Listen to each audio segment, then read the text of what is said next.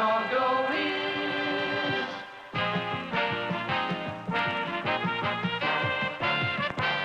Chicago is you.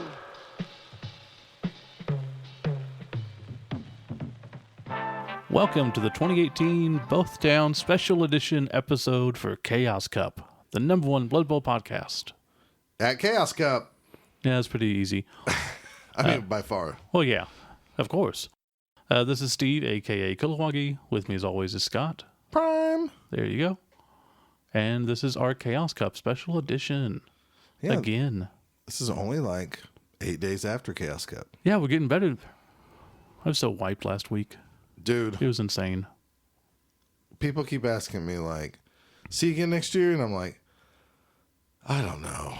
And it's the drive is so... the older I get, the more I hate it. But then they're like, well, just fly. And then it's like, I don't want to pay like $500 for a ticket. So the driving doesn't bother me. It's not great, but you hate it more because you tell yourself to hate it more. Maybe. You just build it up so much in your head. Like, I'm going to hate it. I'm going to hate it. I Just definitely hate the whole ride back. I still have no issue with that. Okay. It's just one day. It's so much better. Okay. Plus- We just disagree with this. So, Yeah. But I don't know. That's okay. Next year, you get to go by yourself. Yeah, you're not going? I don't think I will be able to Really? with the World Cup. Wow, your streak's going to be over? Now I want to go Well, just this so I isn't can Sep- say you weren't there. It's going to be September of next year. World Cup, I'm going to be leaving October. No, I get it. And I that's think, 2 weeks. even though we probably should talk about this later, I think next year's attendance will be really harmed by the World Cup. I think it will too. I mean, there's probably some people out there that can, take off 4 days and then Sure. go take off 2 weeks. But I mean, I'll try, but chances are slim.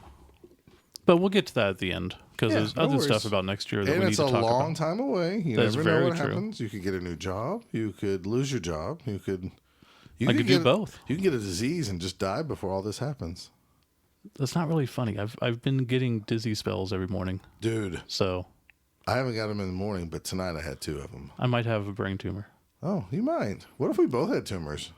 What if it's because we have been reading the Nurgle Rod issue of Spike Magazine? That would be. Do I get to sue GW?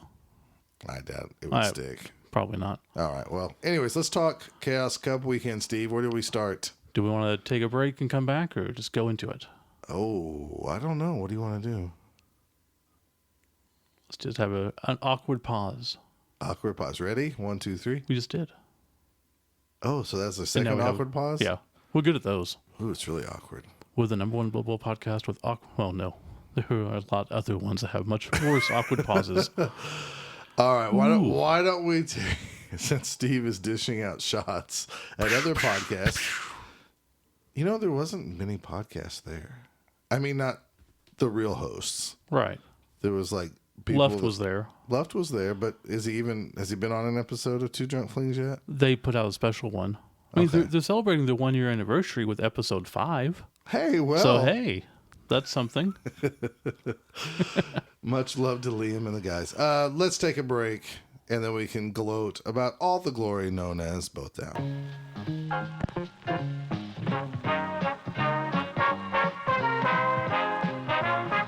Chicago is something you've just got to see for yourself. Welcome back, and we're going to start, as we always do, with the road up. Yeah. So we almost said that in tandem. Kind of did. Yeah. Man, that's like Sexy. It's a both down, throw down or something. Double down. Double down. Is that what we call it now? With 2 pieces of fried chicken with, what was in the middle of that? What are you talking about? The KFC double down. Remember that? Oh, that was had bacon and cheese in the middle. Okay, yeah. For those of you who don't know, this Consider is yourselves lucky. an idea from, it was like a chicken sandwich, except the bread was 2 pieces of chicken with stuff in the middle. It was not good. No. it was Not terrible. that you expected it to be good, but it was just not good. And then, yes, of course, we tried it. Come on. All right, so we're going to talk about going up on Thursday. Or no, we went up on Wednesday because Wednesday night after work. Scott Prime is an old man who likes to take that trip in 2 days, not one like Steve wants to take it. I would still prefer one just because it saves on a hotel stay, but Sure. when there's 4 of us, I like it this way better.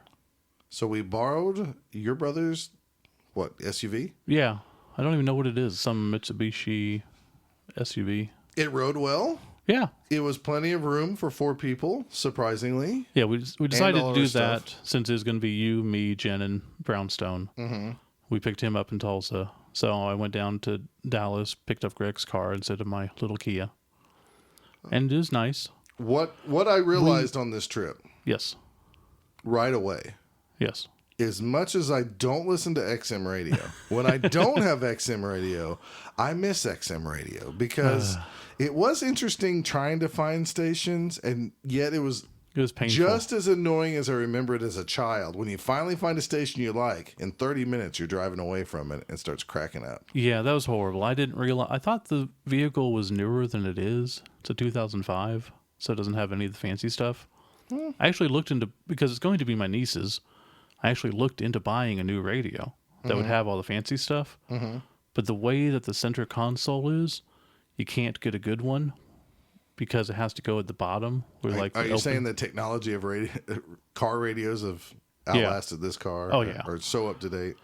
So there's a way to do it, but I'd have to send in the console to blah, blah, blah. It was just a whole mess. Didn't have time. I gotcha. But on the way up, my brother has a toll tag that works in Texas, and we're not so sure if it works in Oklahoma. So, Greg, if you have a bunch of tickets, you can blame your brother. I'm pretty sure he can get out of it by just going, I have a toll tag. I don't know why this didn't work. Hopefully. Well, he'll find out soon. But yeah, that week, I went down to Texas. So that was Saturday, long drive. Forget what I did Sunday. But then the Monday, Tuesday, and Wednesday, I went in each day at 6 a.m. and worked as much as I could to try to save up my time. I know what you did Sunday. You edited the last podcast because we recorded Saturday night. That's right. That's another thing. I had the super long day. Then we recorded late at night. And because we didn't finish that until 1 a.m. It was late. And then Sunday I edited, tried to go to bed. So I was completely wore. I was so tired on that Thursday or that Wednesday night. I was getting paranoid hallucinations. Wow. Like you were driving and I was just so paranoid that, he's going to go into the oncoming traffic, or it was weird. I heard you. Did you talk to Jen about that? I don't know.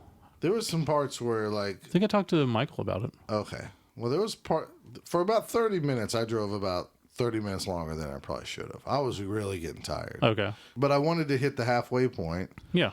And I was just like, as long as everybody keeps talking, I'll be okay. But man, I was really worried that everybody's going to start fading off. Before we hit Super Bowl, we picked up Brownstone in Tulsa. We ate at Flo's Hamburger Place. Oh, yeah. Which was the hamburger place we really liked a couple of years ago. It's just okay. Yeah, it's just okay. It was really good the first time.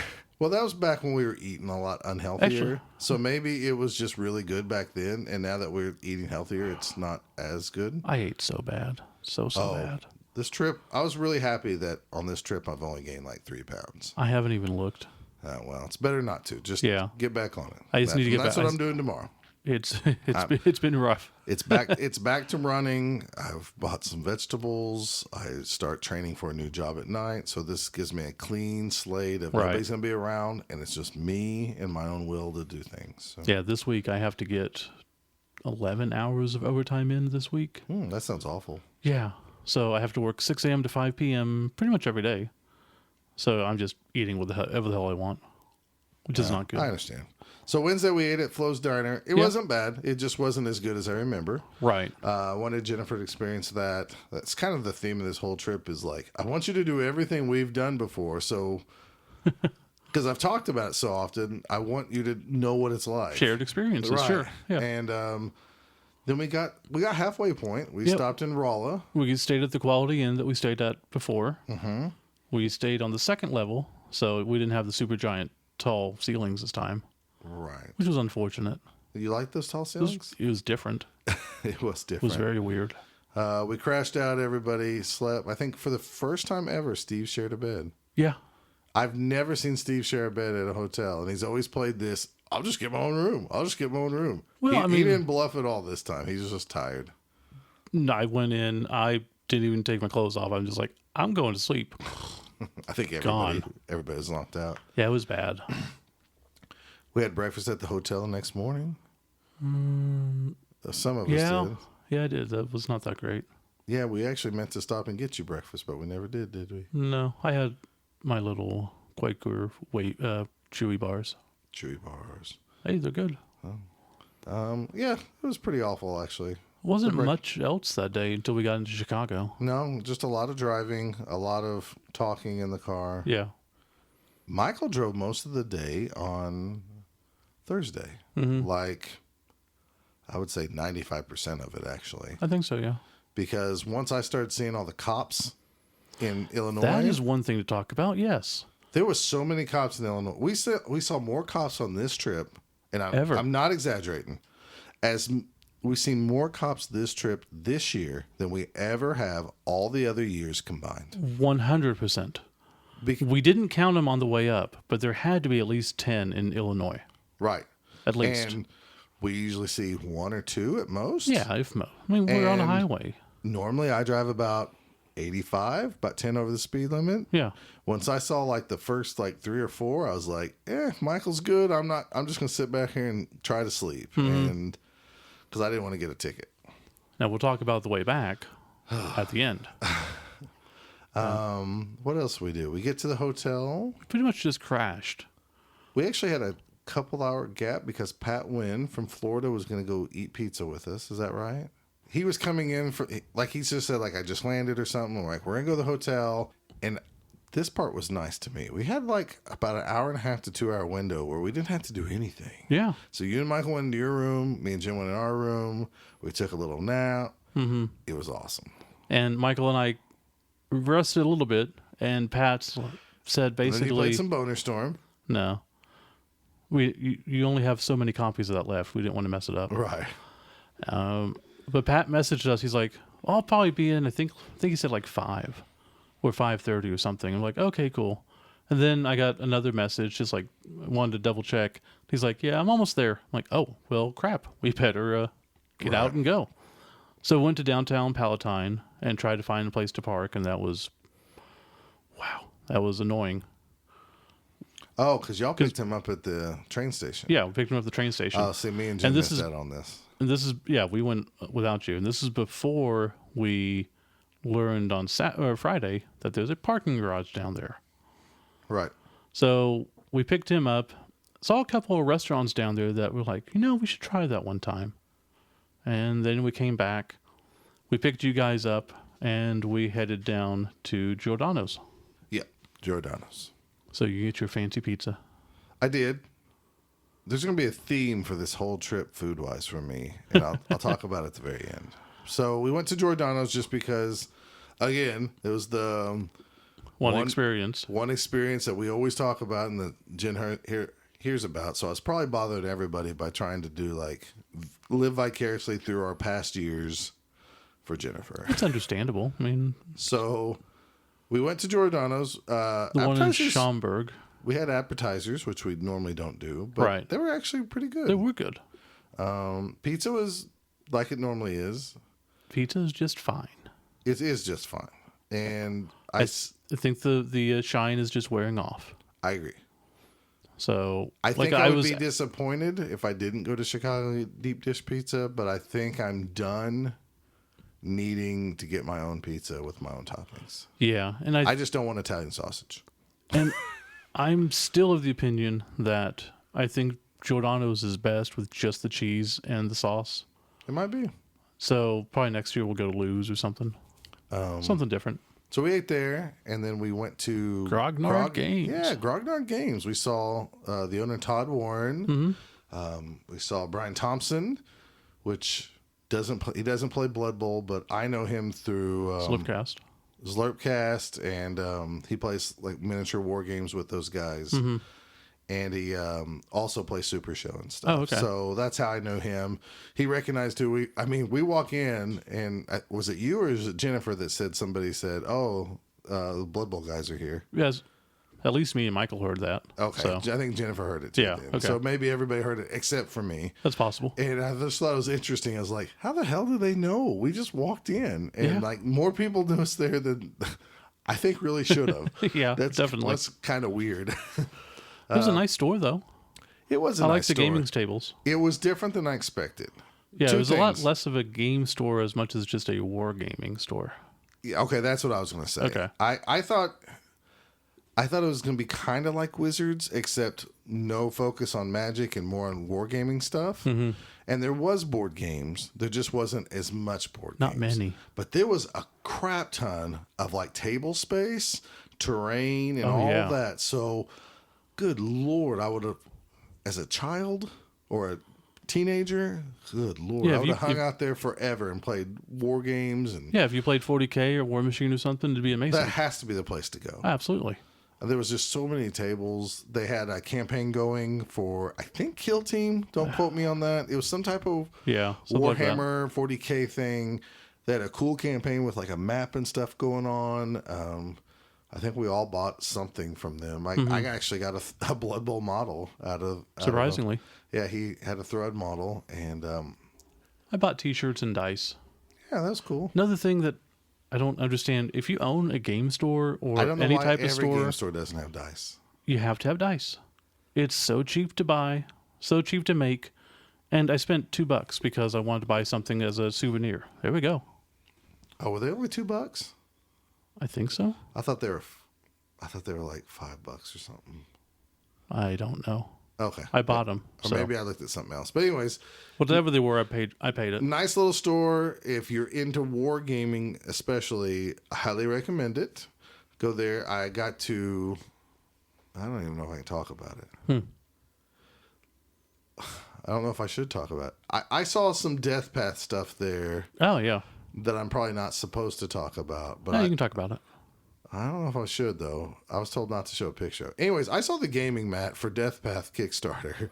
So if Isn't you're it out in- there on the fence on do I want a Death Path mat to play Death Path on, they're really nice. I'm pretty sure Johnny would appreciate us letting people know that it I know, was but- really nice, actually. But technically, I mean, that component is in. Yeah. And so. I'm sure he'll anyways, show photos later, but it is really nice. yeah, it was really good quality. So I got to see that. And I thought that was neat. Yeah. What else was going on? What else we do that night? I think we just went back. We went back to the hotel. We went to Oberweis. Oh, yeah, boys. We had to give Jennifer the full eat till you hurt experience. Mm-hmm. So we went to Oberweis ice cream, got ice cream there, but they took away my favorite ice I cream. got chocolate cake. And Steve got chocolate cake. They took away my favorite ice cream. Yeah, that sucks. But they had pumpkin spice, but I didn't want to try it. It was okay. Yeah. We went back to the hotel. You guys did your own thing. Me and Jen went in our room and did our own thing. But I was helping Katie and Mike bring stuff up. And then, on Thursday? wasn't it Thursday? No, that was Friday. Geez, I don't know what I did on You're Thursday. mixing- I think we were all exhausted, and we knew we had to get up the next day. I met Kurt Mattson. I think that is what we did. Okay. Another shameless plug for Death Path. I was selling artwork. I contacted the creator character people, and I was selling the original artwork to those who wanted it. And then I had the extra copies of original artwork, people who didn't want theirs, to sell at Chaos Cup.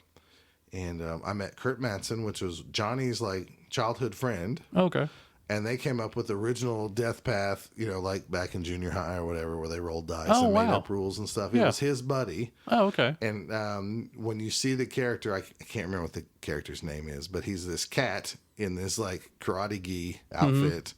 And it was like his best friend cat forever. And he put it down just like your cat, had to be eventually and stuff. So he wanted that to be his creative character. That's awesome. And stuff. And, anyway, so it was cool. He came up, he bought it, we talked. Like, he was like, it's so weird because, like, I'm okay, but I don't consider myself good. But, like, when you hand that stuff over, they're, like, really happy, Like, I'm happy. I'm surprised anybody wants to buy it. And this guy's like, oh, man, this is awesome. Like. As somebody who can't draw anything, I know, it's awesome but- to see someone who just like, oh, yeah, I can draw that. No big deal. I know, but I struggle too. I mean, people think I just whip it out. Oh, no, of and course stuff. not. But, I don't know. It was really humbling. It was really awesome to see this guy's face light up. Yeah. Especially since this was, you know how your pets become your best friend and everything. So like his face just lit up. He was so happy and excited by it. But he's like, I'm gonna get this framed, and I'm thinking this is nuts. Yeah. But like I was like, I appreciate the money, dude, because you just paid for my room for one night. That helps. So that was really cool. And then I think we went to bed. Yeah, I think we did that night. Not much. We saw Chance and Drew briefly. We talked about what we were going to do the next day. People were already downstairs hanging out. Yeah, there was a few. And then, should we take a break and then go to Friday? Sure. Let's pause here like this. Pause. No, I'm joking. Let's take a break. But pause now, traveler. Focus on the past as well as the present. Visit some of the world's most renowned museums. The Field Museum, to discover anew the wonders of the natural world. The Art Institute, with its world-acclaimed French Impressionist collection.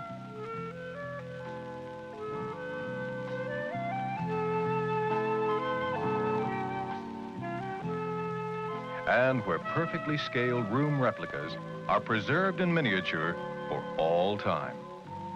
Explore the universe at famed Adler Planetarium.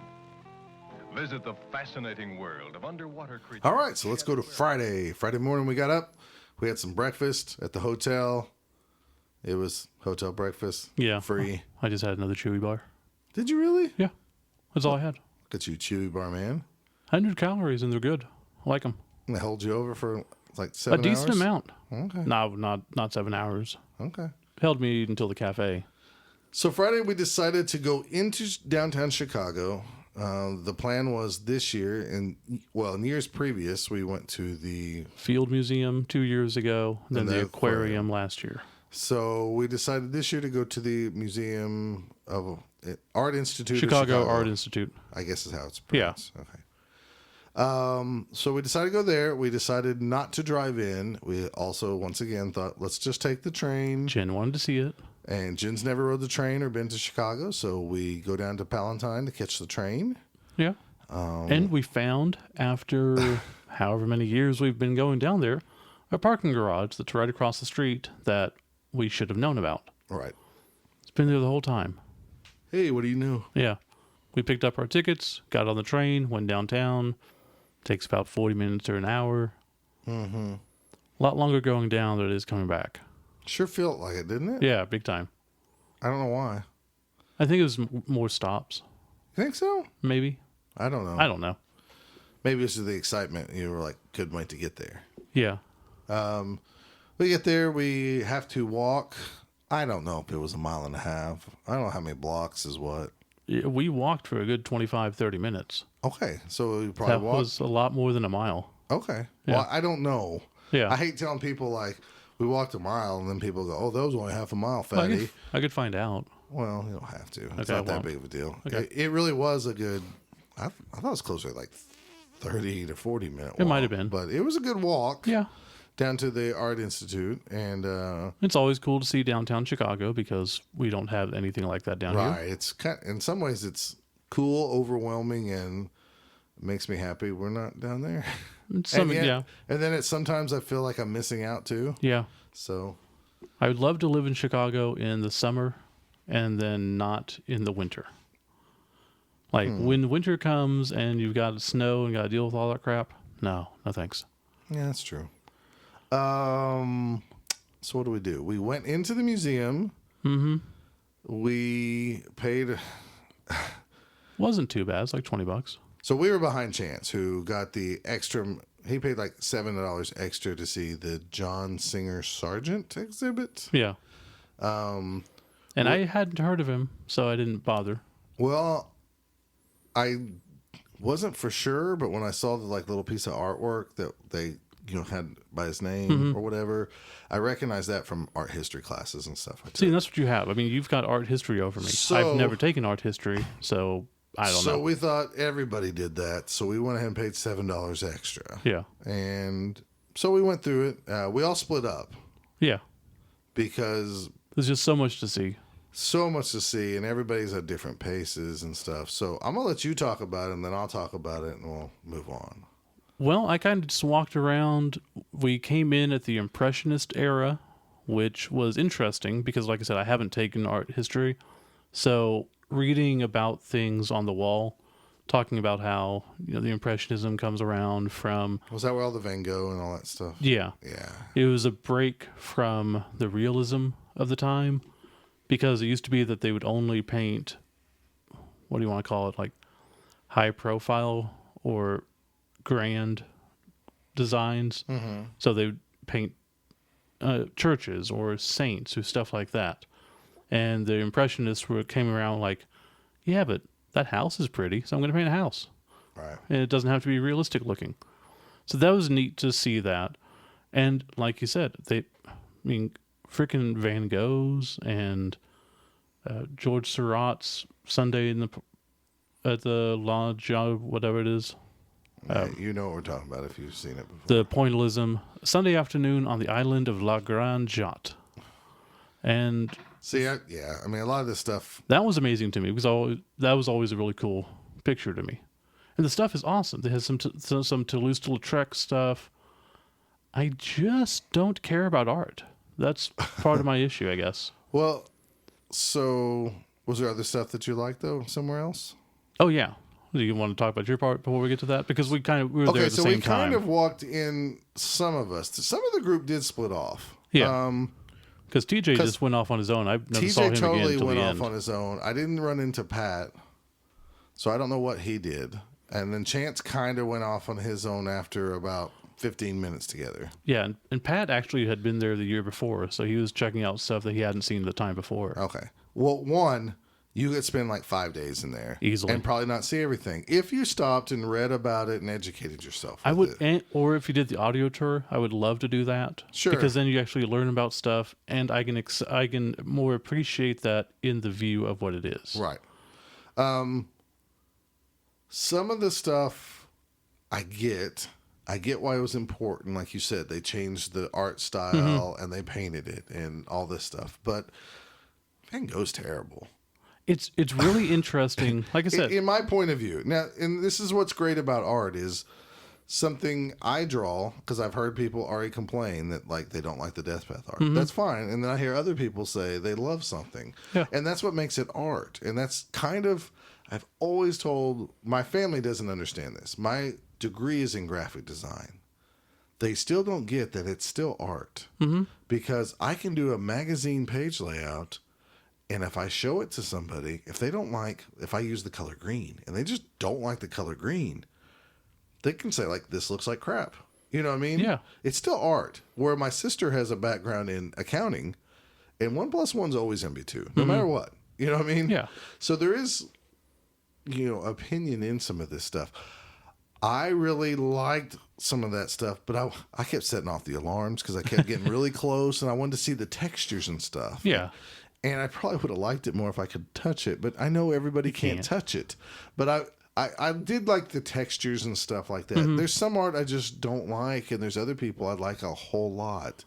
And I think a lot of my understanding of it, too, is I'm coming from a very modern view of art.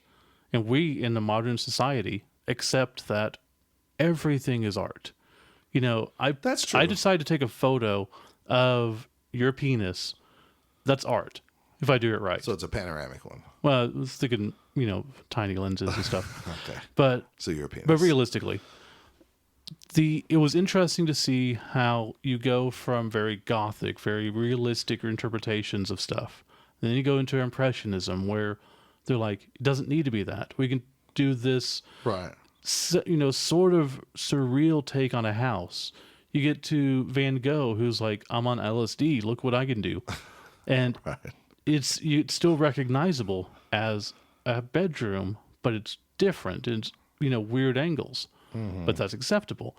Then you see like Toulouse-Lautrec, who just decides, I'm going to paint this can-can dancer, and it's going to look cool.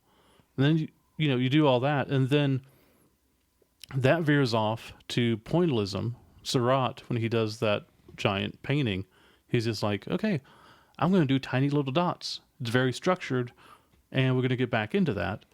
And then you see how it veers off onto modern stuff, how things get more and more deconstructed to where when we got to the modern stuff, Oh, I didn't like that at all. no, It was. I If cannot. somebody appreciates it, good for you. And I'm sure that they can, and there's a reason. I just don't understand it. There was one exhibit where it's just where you're in between 4 canvases of gray. So are you the art? All that shit. I don't know. I don't care. Right. I'm not to that. But it's interesting to see how it evolved to that. Yeah. So that was cool to me. The one place I know people are listening. Yeah. Talk about Blood Bowl. Oh, shut up. Jump to whatever it says. So, yeah, exactly. The medieval stuff. That is where we really shine. I can't say enough how much I could have spent in those rooms. Yeah. I mean, like, everything has a religious background to it. You know, it's paintings of Christ or this Iconography and and all that. that. But they have a weapon. They have a sword. And the details on these things.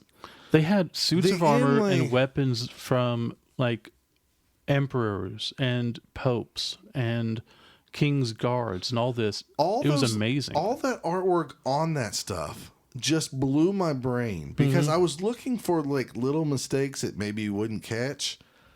I don't know if I saw any. No, if they made a little mistake, they fixed it or they started over. It was incredible. Yeah. The detail of the weapons and stuff and the armor and the little things like, I mean, look, we're spoiled. So we think, we go to Walmart, we buy a shelf, we put it together and like we put our comics or books or Blood Bowl stuff on there. These people made stuff so long ago that it's almost, we know society was around back then and people functioned, but in some ways we think 400 years ago was ancient times too. Like, oh, they didn't do this, they didn't have that, so it just blew my mind. It was amazing to see, the suits of armor for people and for horses. Did you see that exhibit with I can't remember what it was called, but it's basically not jousting, but what was it? Foot or hand battle or something, where there's like a barrier in between them and you've got a long pole and you're just trying to hit the other guy in the head with a long pole. No. Did you see the shield that had like a cannon in it? In the shield? There was like a shield that you carried that had this little tiny kind of eye space for it, and you could load up like this gun cannon thing in there, and you could fire it off. It'd be like something I would make out of Legos when I was a kid and go, this is my gun shield. And like, I read the thing on it, and it was like somebody sold this to like a king, and then, or some type of leader who then said, okay, you're going to manufacture a whole bunch of these for our army. And it was like a big dud, and it cost a lot of money and stuff. And all that stuff fascinated me. All of that. And I could have spent all day there, and we spent a lot of time in there. Yeah. So, long story short, we went around. We never found the cafeteria. We would have been happy to eat like normal food, but we found the cafe where you were at one point, and we got some type of like dessert thing. Yeah, I got a scone, and it was not good. I eventually found the cafe. It was pretty good food. It was expensive, obviously. Why does cafe food have to suck?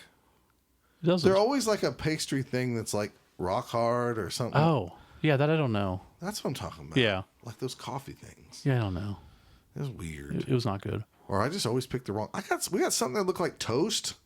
What looked like this? Oh, the tomato stuff on it? No, Yeah. not the tomato one. The Okay. other one, and it was okay. It just wasn't good. Yeah, I got a burger down the deli. Oh, you did? Okay. It was a fancy burger. It was good. Oh, Mr. Fancy. Yeah. But while I was going down there in that area, they had ancient art from, 2000 BC to We the missed. Roman era. Pretty sure we missed all that. And that was all. See, I like that. I love ancient stuff. That's why I'm a big fan of the Natural History Museum versus the regular art Sure. museum. We went to the sergeant stuff, and we went through that exhibit because we paid for it. Of course. We were worn out, but we were like, well, here it is. We finally found it. We went through it. It's funny. He does these amazing paintings of people, these portraits. I mean, they really are beautiful. They're giant and they're beautiful. And you know what I enjoyed the most? What, the frames? No, the sketchbook. Oh, When yeah. you went around to it and you found his sketches on pages and Yeah. stuff, and other contemporaries for that time, like the people he was like drawing with, I could have just poured through those sketches, which goes back to like I enjoy a comic book sketch draw type Yeah. style more than I'd like, or maybe more than I can appreciate a painting and stuff. I do appreciate it because I don't know how they do that stuff. I really don't. Right. So that's why I But like I the... enjoy the sketches and the drawings and stuff like that. And maybe it's because I can relate to some of that more than I could the paintings, you know? Sure. But yeah, I set off a lot of alarms and everything. There was in that, was it the modern stuff or whatever that Yeah. had a lot of boobs? There was some nude photography. Yeah, I was into that. We got to see some Lichtenstein, some Warhols, Yeah. some Pollocks. I mean, all of this stuff that is mind-numbingly rare, expensive, critically acclaimed. Mm-hmm. I just don't care. Right. So I don't know. So we missed the ancient stuff. Yeah. But what we did see is downstairs they had, and this is about to wrap up the art museum for me. They had this place called the Miniature Room Model or something Yeah, like this. miniatures. And it was like, it was just hallways full of these tiny little windows that you could go up, and it would be like, here's a bedroom, what a bedroom would look like in 1802 for a middle class family. And they That were would've been like cool. these little model things, like somebody went to Hobby Lobby or Michael's or somewhere and bought these little Yeah. things and made all this, which they had to have. It was really neat, but we were so tired. Yeah. Again, you could have spent all day down there and read everything, you know. And See, that's the type of stuff that I enjoyed seeing in the paintings was the representation of life at that time. Mm-hmm. So you see a street in Paris in 1880s, and you see what people were wearing and what the street looked like. I totally, that's why All I love that was old cool. photography Yeah.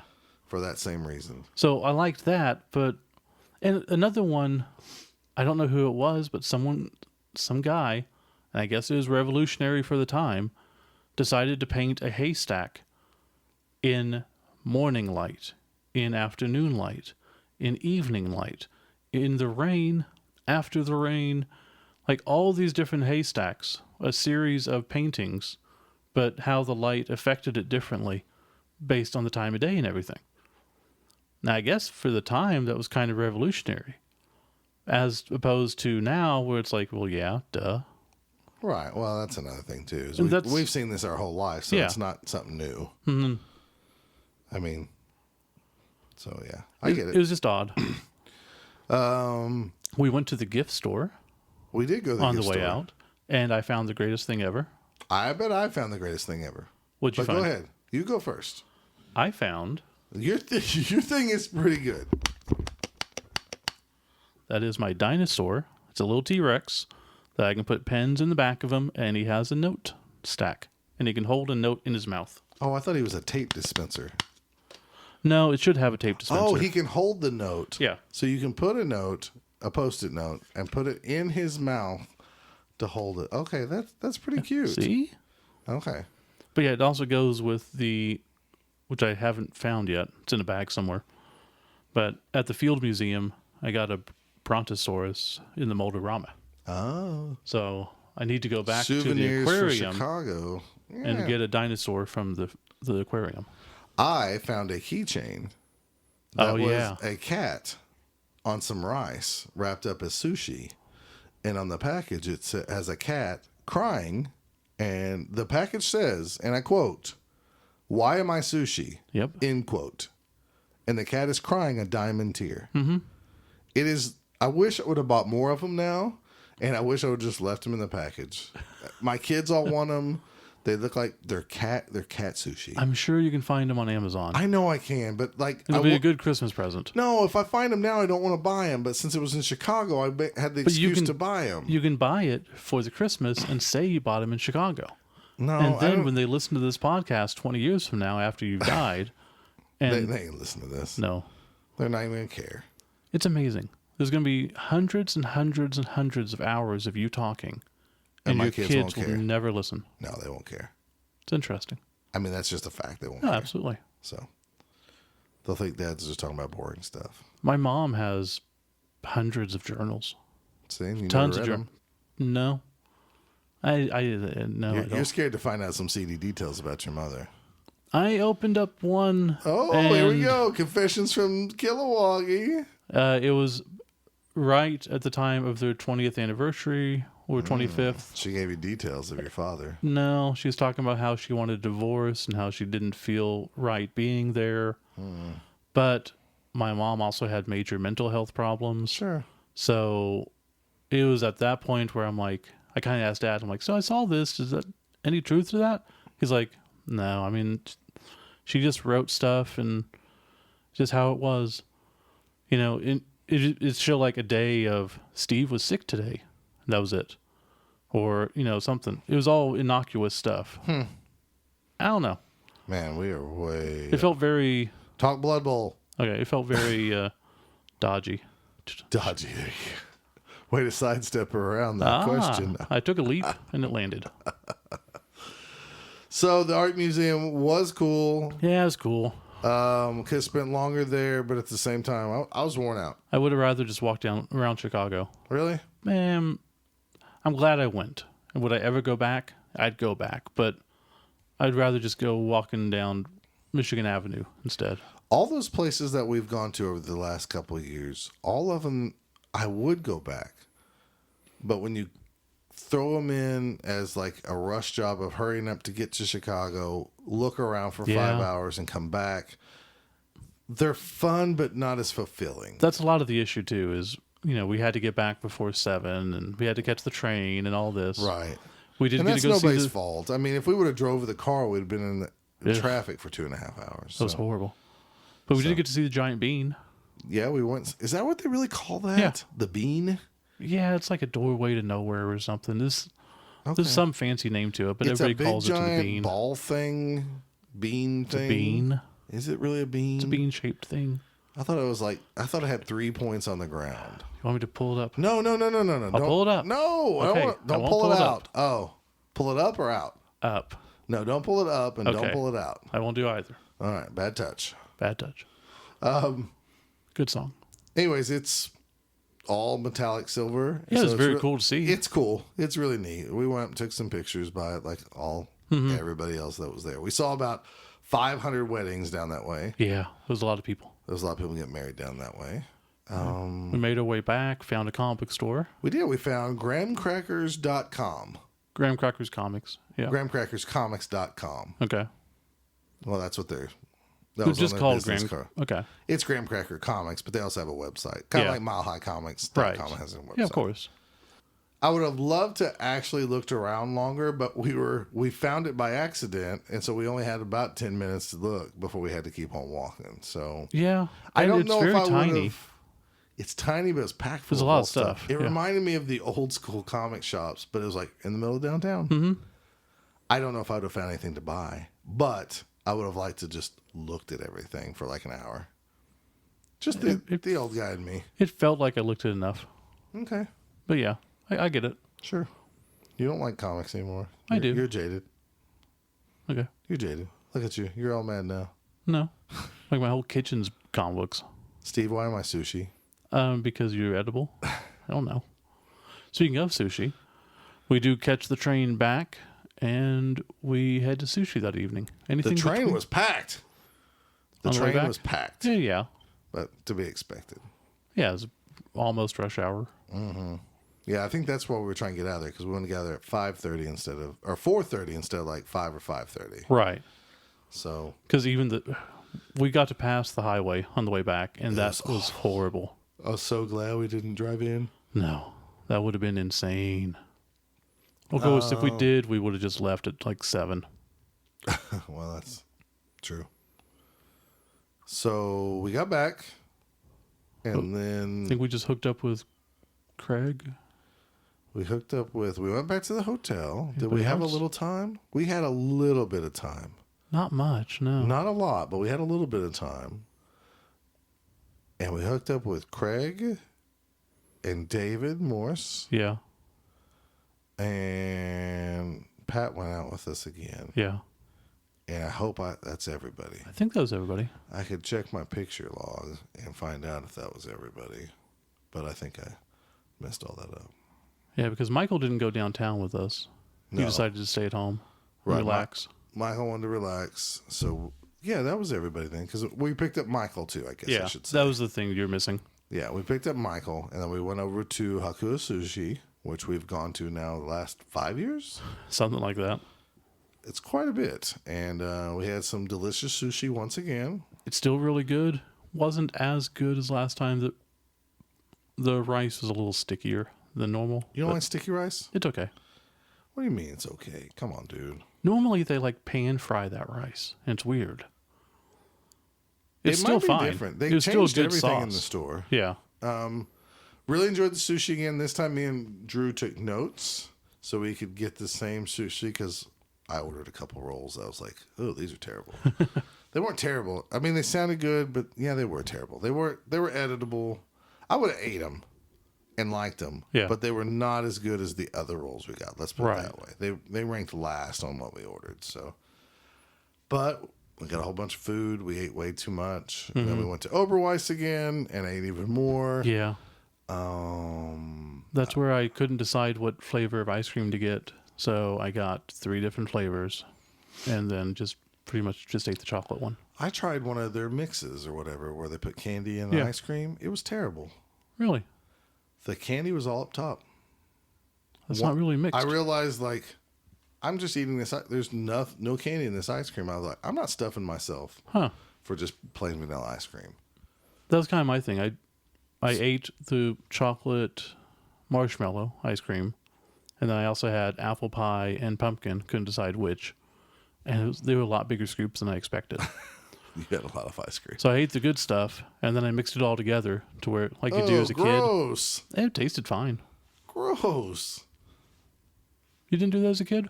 With Neapolitan, I did. That's even weirder.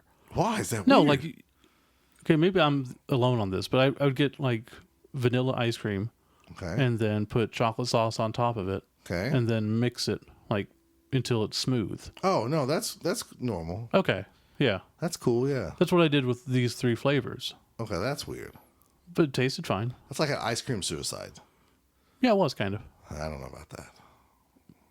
It's fine. It's fine. I mean, if you want to do what you want, but I've kind of grown out of the suicide thing. I don't do Yeah. that with soda anymore either. You know, on soda, it never tastes as good as it used to. I don't think it ever tasted good. I think you Probably did not. that to be the weird kid that's like, oh man, he's badass. He put everything in his drink, I even would- iced tea. No, I'd never do a full suicide. I would basically do like half Coke, half Dr. Pepper. Oh, see, you were a wuss. Oh no, I just I was the got crazy what I kid liked. that even put iced tea in there just to prove that I could do it. I'll And, do it. Yeah. I'm a man. And if they ever had those little creamers, you put a shot of those little creamer things in there. Ew. Oh, it was awful. But you were Ew. badass, man. No. Man, Scott took a big old suicide. Yeah. Isn't that No, crazy? I wonder that's- what kids call that nowadays. It's probably the same thing. No, they probably don't. So have a talk with your kids about suicide, and then hashtag that. Put it on Facebook. Oh, gosh. I had to talk about We're suicide with my We're kids. awful people. Stop. We went back to the hotel. We went to bed. No, that is not true. I'm missing out. Right before sushi, Oh yeah, Mark we Perry. missed this. We met Sean Hennessy. He gave us some dice. He gave us some ogre dice, which were like big block dice. Very thankful. Yeah, Very those cool. were really cool. And one of my favorite colors, purple. So like that was really cool. Yeah, looked on that. We met him. We met Mark Perry. Mark Perry was doing the sevens tournament. They had a lot of people. Yeah, I think they had 28 people That for was awesome. sevens. Saw Nate Beam. Yeah, Saw a bunch of other people there that I'm probably, if I forget your name. and that's where I ran into Katie and Mike and helped them put stuff upstairs. Right. And they got upset because they didn't have the right tables. Right. And then come to find out they haven't had those tables for years. Right. So the hotel lied to them. Then we went to sushi, and then Yeah, we yeah, came back and all that. So, and they were still doing Blood Bowl sevens. They were wrapping it up. Yeah. What was weird about the hotel this year is they wanted everybody to be quiet at 10:30 and out of the lobby. We had the most timid and meek security guard ever. Oh yeah, It was a guy who's probably 23, just sort of wandering around, looking at people, trying to figure out. He's like if your mom started dating a new guy who was kind of like a hippie wuss, but he wanted to be kind of cool. So, he's, hey guys, can you just kind of Can you guys just be a little quieter? You know, at 10:30, you have to leave. Like, do we need to leave at 10:30? Well, I mean, you don't have to, but I mean, if you wanted to know, take games up to your room and stuff, that'd be kind of cool. You can as long as continue you know. playing in your room. That'd be fine. Like, Right. which isn't a bad thing. I mean, we got to sleep, Right. so that's good. So, anyways, we got to do all that. Yeah. I'm sure we met somebody else and they're going, you met me and you didn't say nothing. Oh man, it's a whole weekend of people coming up. I love the podcast. Okay, I thank you. I think I remember. Oh yeah, I've talked to you 500 times. Oh yeah. It was a lot of that. It's like, damn it, I can't keep this straight. Yeah. It's pretty neat. Got to meet a lot of people. Anything else before Saturday? I'm trying to think, and since we got all this out of order, we decided to go. I know me and Jennifer decided we've had enough. We better go to bed Yeah. because I was already nervous for the next day because I wanted to play to win, even though I'm not that good. Mm-hmm. And so we went to bed. Yep. So we'll come back and talk about our first day of Chaos Cup. So people who want to hear about Blood Bowl can go to this point. Well, this point coming up. Right. Coming up. Coming up after this. And they're all convenient to everything. Professional sporting events, such as baseball,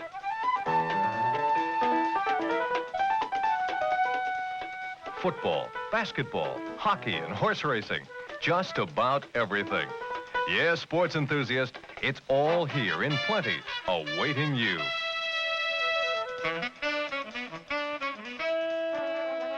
Saturday morning rolls around. We get out of bed and go downtown.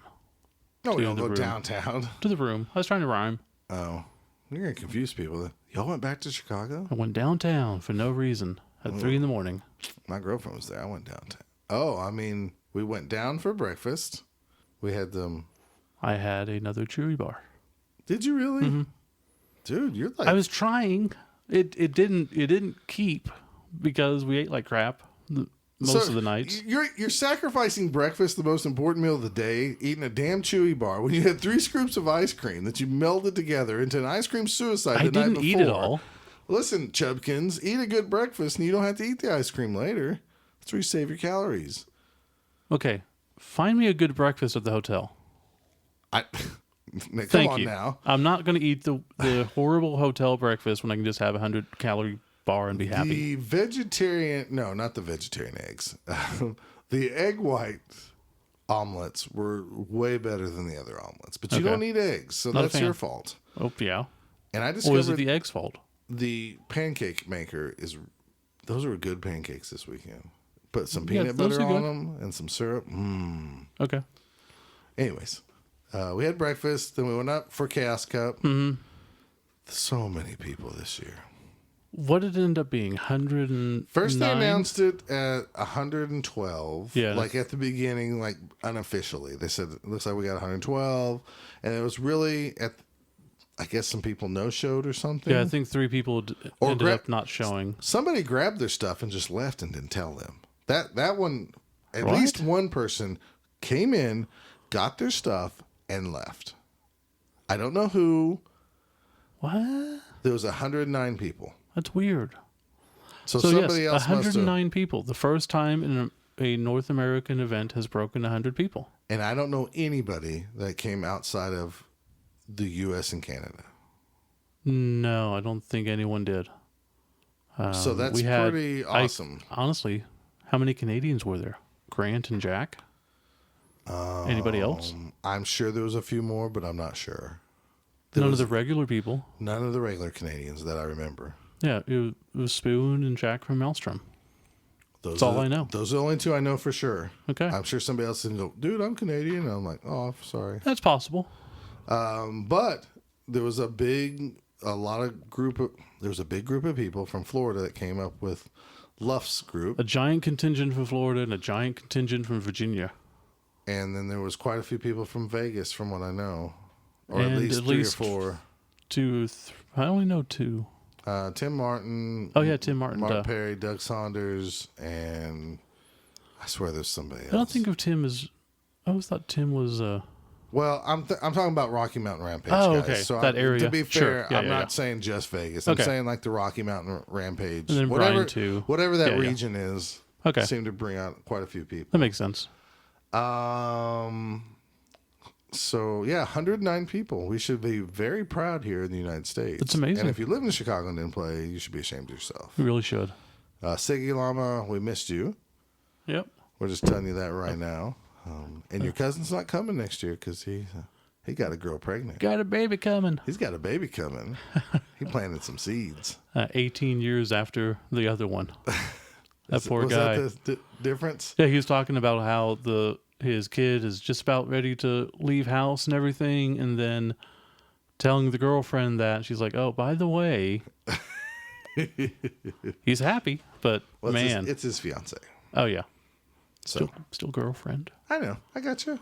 Anyways, congratulations, David Morris. He was very awesome. It's gonna suck not seeing you next year. But what else? We didn't have any drone. She just did announcements.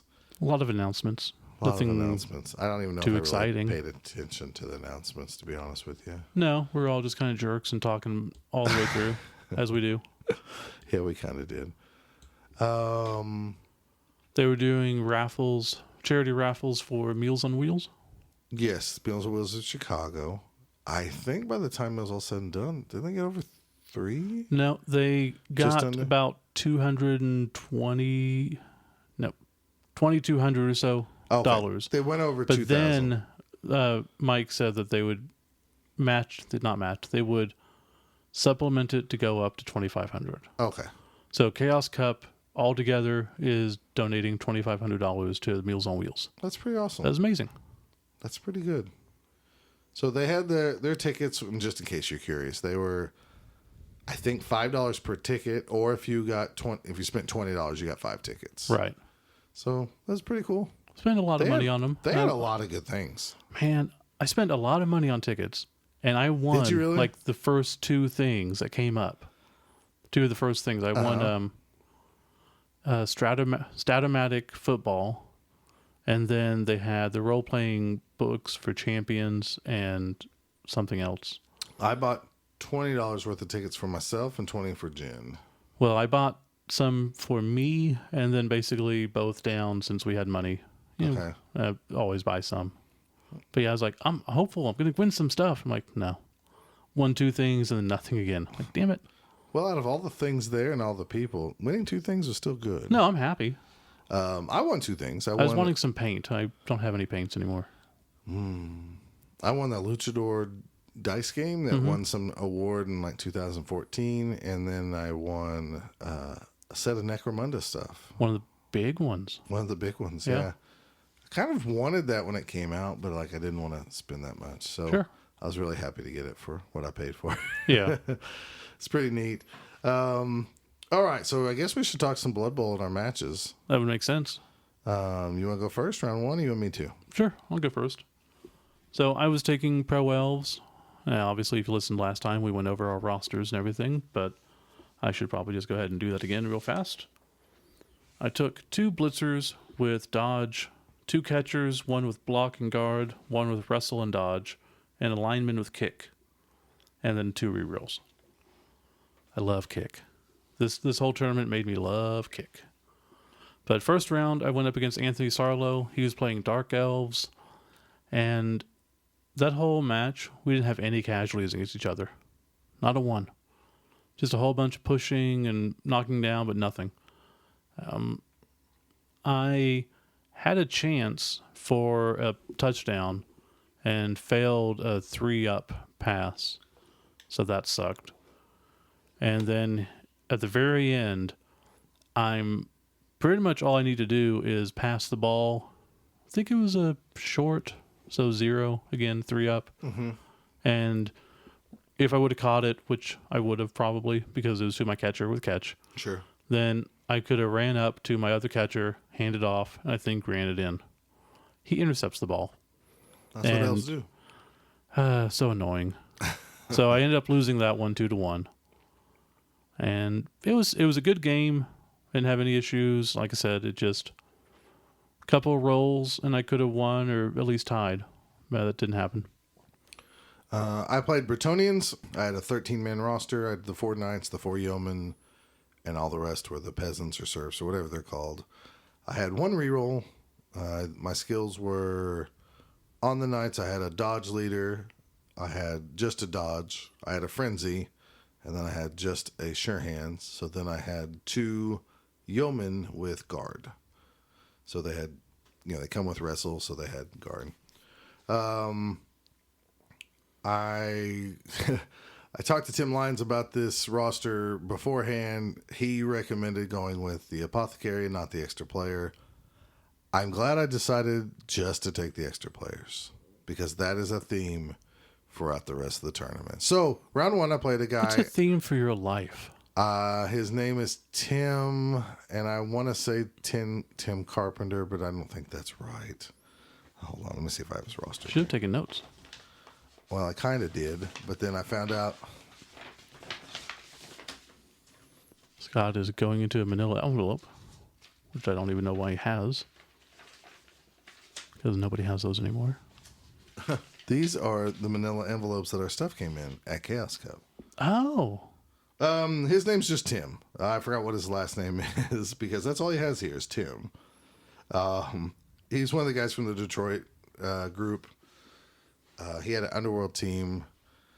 One thing I'm going to complain about, and I understand why we didn't get him, but I wish we would have known. We only got 3 copies of our roster. Yeah, and then someone was like, "Oh, well, they're going to give you more copies tomorrow." I was like, "Oh, okay." They did not. And there's quite a few people that don't do podcasts that want to exchange rosters, and we couldn't do that. So I was that is one of my knocks on this year's Chaos Cup. Next year, Chaos Cup will have a printer. Well, next year we're gonna make sure that I'm gonna print off some rosters and bring them just for that reason. Because I would have brought my own rosters. Sure. We were just told we didn't need to. Well, at that point, I don't want to step on the organizers' toes because I don't know if they're going to give us our rosters or generic ones. No, I get it. I'm just saying if I would have known in the rule, and maybe it says in the rule packet. To be honest, I didn't look. If it said I'm only going to print out 3 rosters, I would have printed 3 more. Yeah. And then I would have had one to hand out to everybody every round. Yeah. No big deal. I took photos. So that's what I should have done. Anyways, I played Tim. He had an underworld team. His team name was called Party Hard. Frankly, I thought, on paper, I should probably win this game. Should win it fairly easy. Just he had Fez glitch and only 12 guys. So whoever scores really quick gets Fez glitch off the field. And, you're going to beat up Skaven and Goblins, right? Yeah. No, that didn't happen. He beat me up. He had 3 casualties to my 0. Was it Fezglitch causing them? Or? No, it was Goblins that were doing it. It was just, it was ridiculous. Now, going into this game, I've never played Bretonians because me and Tim were talking and he never played Underworld. So it was his first experience too. Okay. Probably should start practicing games if we really want to be serious, Steve. We've said this time and time again, but we don't. Well, that's why I took the Pro Elves to Chaos Cup to try to practice for World Cup. Yeah, that was and good. I learned a lot of stuff, actually. Right, so we just need to do that more, really. Or not care. Or not care, That's what I'm but going I with. guess I care. Yeah. So, anyways, he had 3 casualties to my 0 for the longest time. I finally get some casualties back on him. Yeah. Long story short, the game ended 1-0. So I squeaked by. With a win? With a win, 1-0. All that complaining and you won.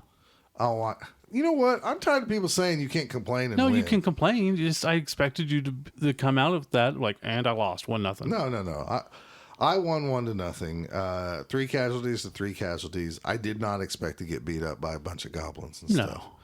And they were that's goblins though. It was just straight up like, probably shouldn't throw this block, but I'll do it. And then casualties. That's the most annoying thing. It was very annoying. There's nothing worse than, this guy doesn't know what he's doing and he's going for it every time with every player. Oh, and he makes it every time. Great. Thanks. So you know how every year we talk about how like when there's a lot of people at Chaos Cup, you can maybe afford a tie, but sometimes it kind of lucks out on like who you play, when you play them. Absolutely. The rock, scissors, paper matchup, or if you just play that one guy that's there to be goofy. I got to witness Brian 2 sitting next to me. Round 1, the guy he's playing has this orc team, and he's fouled with black blockers. What? And he's getting caught and stuff. And Brian 2's being nice about it, like, oh man, and all this stuff. And I'm over here struggling against the Underworld team, and I'm thinking, Brian 2, who can beat anybody in the world, is getting gifted by this guy kicking him with black orc blockers. Now, I'm not saying he would have lost. Right. I'm not saying that at all, but it's just like I was so frustrated sitting right next to him, hearing the guy going, oh, got called out again. See, and also in a sort of a preliminary to later on discussions, your strength of schedule gets hurt because you played an Underworld team. So that Underworld team is probably going to lose a lot more games. So maybe your first round random draw hurts you. It could, because that is 1 out of 6 people who's probably going to suck later on. It's possible, right? Right, you just never know. And with this many people, we got to looking. We were all doing some head math, and you could have easily had multiple 6-0s at the end of the whole tournament. Oh yeah, for sure. Where they did top table. Right. And it was like, oh, this is going to be a very sketchy tournament at the end. Right. It was just funny to hear the different matchups. Like, oh, yeah. And it didn't help if I had 5 casualties when the guy was playing, I was up 2-0, I wouldn't have cared. But I was just like, these golems are beating my butt. I'm struggling over here to barely win. And I was playing at one of the bottom tables, and we had so few tables and so many people, and the tables were smaller. I was a middle game. So my board was hanging over the edges because we had to play end zone to end zone. And that got kind of annoying. I bet. Because we didn't have any room for dice towers or anything. I would say the last 20 tables or the last 20 spots in the table, like 80 to 14 100 or something whatever like that. They had to play 3 to a table because there was just a lot of room. Yeah. Now, Which is good. I mean, what was awesome about Chaos Cup having 109 people, she did a raise of hands of who's the first time here ever to play Chaos Cup. as she always does. It was incredible how many new people we had. And then when she said, how many is this your first tournament ever, was also incredible. Yeah. So, like, hats off to all the new people. Might have been that guy's first tournament, and he just said, screw it, I'm going to go all out and foul and all that. But anyways. And honestly, as long as you're having fun, who cares? Well, that's true. That's all that really matters. I never have fun, so. Well, I know that. So I care. Even when you win. That's true. My second game was against Raphael Justine from the Vegas area. He was playing Undead, and Pro Elf versus Undead can be a very sketchy matchup, I would think. I got lucky. Let me see if I have his roster real quick. So on his roster, he had 2 whites with guard, 1 ghoul with sure hands, a mummy with block and frenzy, and a mummy with block. So it was a pain in the butt. But I lucked out that he took one of his mummies and was hitting me, and I stayed up, and he pushed me. And he kind of went down the line, so I think I kicked to him. He was pulling the other mummy back towards the ball and kind of just leaving one mummy out by himself. Well, I had a whole bunch of elves there. I knocked him down. I fouled him, knocked him out. So it's a much better team when I can, actually hurt him. I took the chance. I don't think I got called out. The first game, the first turn, Anthony fouled with one of his dark elves that had dirty player, got called out. So I was like, heck with it. He only has 11 people. He's got 10 now. I have 12. I will go ahead and foul. And I got called out immediately. I was like, damn it. So with this, I KO'd his mummy, got from the foul. That was awesome. I ended up KOing 2 of his ghouls, and they didn't come back. I don't think any of those 3 came back until the very end of the game. So his team dynamic was much, much screwed up. And I was able to actually win that game 2-1. He casualtied 3 of my guys. I casualtied 1 of his. And luckily, just with his guys being out, it was a much easier matchup for me. So I was very happy. That's good. Beating an undead team. Yeah, always be happy about Oh, that. yeah. My round 2 opponent, I saw somebody said I was playing a Vanderby, and I think it was his cousin. Was it Matt so. Vanderby's cousin? Yeah. I played. He had a Wood Elf team. I don't have a roster because he didn't have extra copies. It was a pretty tight game.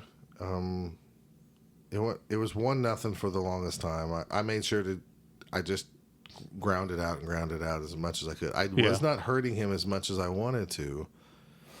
He had the Wood Elf team with 2 War Dancers and a Treeman, so I think he only had 11 guys. I could be wrong. Sounds right. Anyways, I finally started getting some injuries on him, and that's what the theme is to just try to hurt him. I knocked his War Dancers down a couple times, but I got caught fouling 3 out of 4 times Jesus. during that game. So he didn't casualty me at all, but I got my own 3 players kicked out 3 out of 4 times. And it never resulted in like getting a casualty or nothing. Yeah, but a War Dancer, you have to. That's why I did it. Anybody else, I would say no, but War Dancer, you get one of those That's gone. why I kept telling him, I'm like, I got to do this. Yeah. Now, I KO'd one of them once and stuff, but I never casualtied anybody. I won the casualty battle 4-0. Damn. I won the game. I scored a late touchdown. I mean, it was so late. I scored. We had like a play left to set up. He's like, let's just call it. And we shook hands. I was like, you sure? And he's like, yeah, I'm sure. And he's like, it's totally up to you. And I was like, that's fine. We shook hands and we went on. So Okay. So I won 2-0. I had 4 casualties. I was feeling pretty good. It's like, okay, so this is not going to be a tournament where I get beat up all weekend. So anyways, if he continues to listen to his cousin's advice, he's going to be a really good player. Yeah. And even Matt came over and was watching us play. And he was like, you ought to just play it out, though, because you're going to be in situations where you're, like, tied and stuff. Yeah, you can always and learn elves something. can score, because that's what I was telling him. I was yeah. like, you still have enough plays to score. And he's like, well, I don't have enough guys. And I was like, you're elves. And that's what Matt was telling him. So there was a game I think where I he'll was only down get to better. 3 people, and it was still, possible. Yeah. Because you're elves. Yeah, exactly. So I think in time, he's going to even be a better player. Well, that's good. All right, round 3. We had lunch. Oh, yeah. So we took a break for lunch. We went to Portillo's. Yep. We had food, Italian beef, cheese fries. Yeah. It is what it is. It's good once. Yeah. Let's put I'd like the Italian beef sandwiches. I'm done eating French fries there, though. They're just plain French fries. Yeah, they're pretty crappy. They're not really worth it. So I know from now on, just get me a sandwich. Also, they deliver. So instead of going there, we can just have it delivered. You don't have to pay for a service? No, they deliver through the place. Okay. All right. So Plus- we're going to get delivery. Even if it is, if it's 6 people, we each pay $1. Who cares? Okay. In my opinion. Round 3. Round 3, I played Andy Welton and his dwarves. Andy Welton is a staple at Chaos Cup. I believe he's been to more than anyone else. Was he on He's not on a streak anymore. Oh, he's not? Remember, he missed either last year or the year before. I think it was last year then. Yeah. His streak got broken at some point in the last 3 years. I forgot about that. Because it went to Brian Mitchell, who, back when they were doing the streak award, and then Brian couldn't come the next year. Yeah. And so, therefore, they stopped doing that award. Okay. So I get to play. He's part of the crippled system. I think they still do the podcast, right? I guess. Or YouTube. From what I understand. And he has a really cool big board that he always brings. So I got to play him. And he's got dwarves. So I'm just playing along. Kick off to him. And I'm using kick. And like I said, I'm loving kick. Because with my style, I can be aggressive and I can put people in the backfield, especially against dwarves, the tiny legs, they don't move that fast. And I put a lot of pressure on him, and he just runs to the side of me, throws the ball in pouring rain, makes like a long pass, catches it in the pouring rain and just completely blows by me. Dwarves. That seems right. I'm like, what the? Why are dwarves throwing? So he ends up scoring on me. Oh, that's what I meant to say that note. My last game against the Wood Elves, Yeah. that was in a blizzard the whole time, Jeez. which might have been in my favor because they couldn't sprint and get away from me. Anyways, go ahead. I think I had 2 pouring rains, a blizzard, and a very sunny. I just had the one blizzard. I only had else. 2 regular games. So he ends up doing that, and then I think at that point I tied it up going into the second half. So second half comes along and we're just battling back and forth. He almost went end zone to end zone on me with dwarves. Like the ball was about 3 squares away. He picked it up, ran, threw it, ran, and was trying to hand off, failed the handoff. I then had to go into 3 tackle zones to pick up the ball. I got it. I dodged out, got it, threw to my catcher. That was a quick pass, I think, but still pouring rain. Got it. I had to go for it twice, and as I'm going for it the second time, I fail. I re-roll, I fail. I have a guy in the end zone. The ball bounces to the guy in the end zone who's in a tackle zone in pouring rain, and I catch it for a win. What'd you need, a 6? I think I just needed a 5. But Still. yeah, it was total BS. And I was like, I'll take it. 100% I will take it and be happy. Dude. So basically the last play of my game, I won 2-1.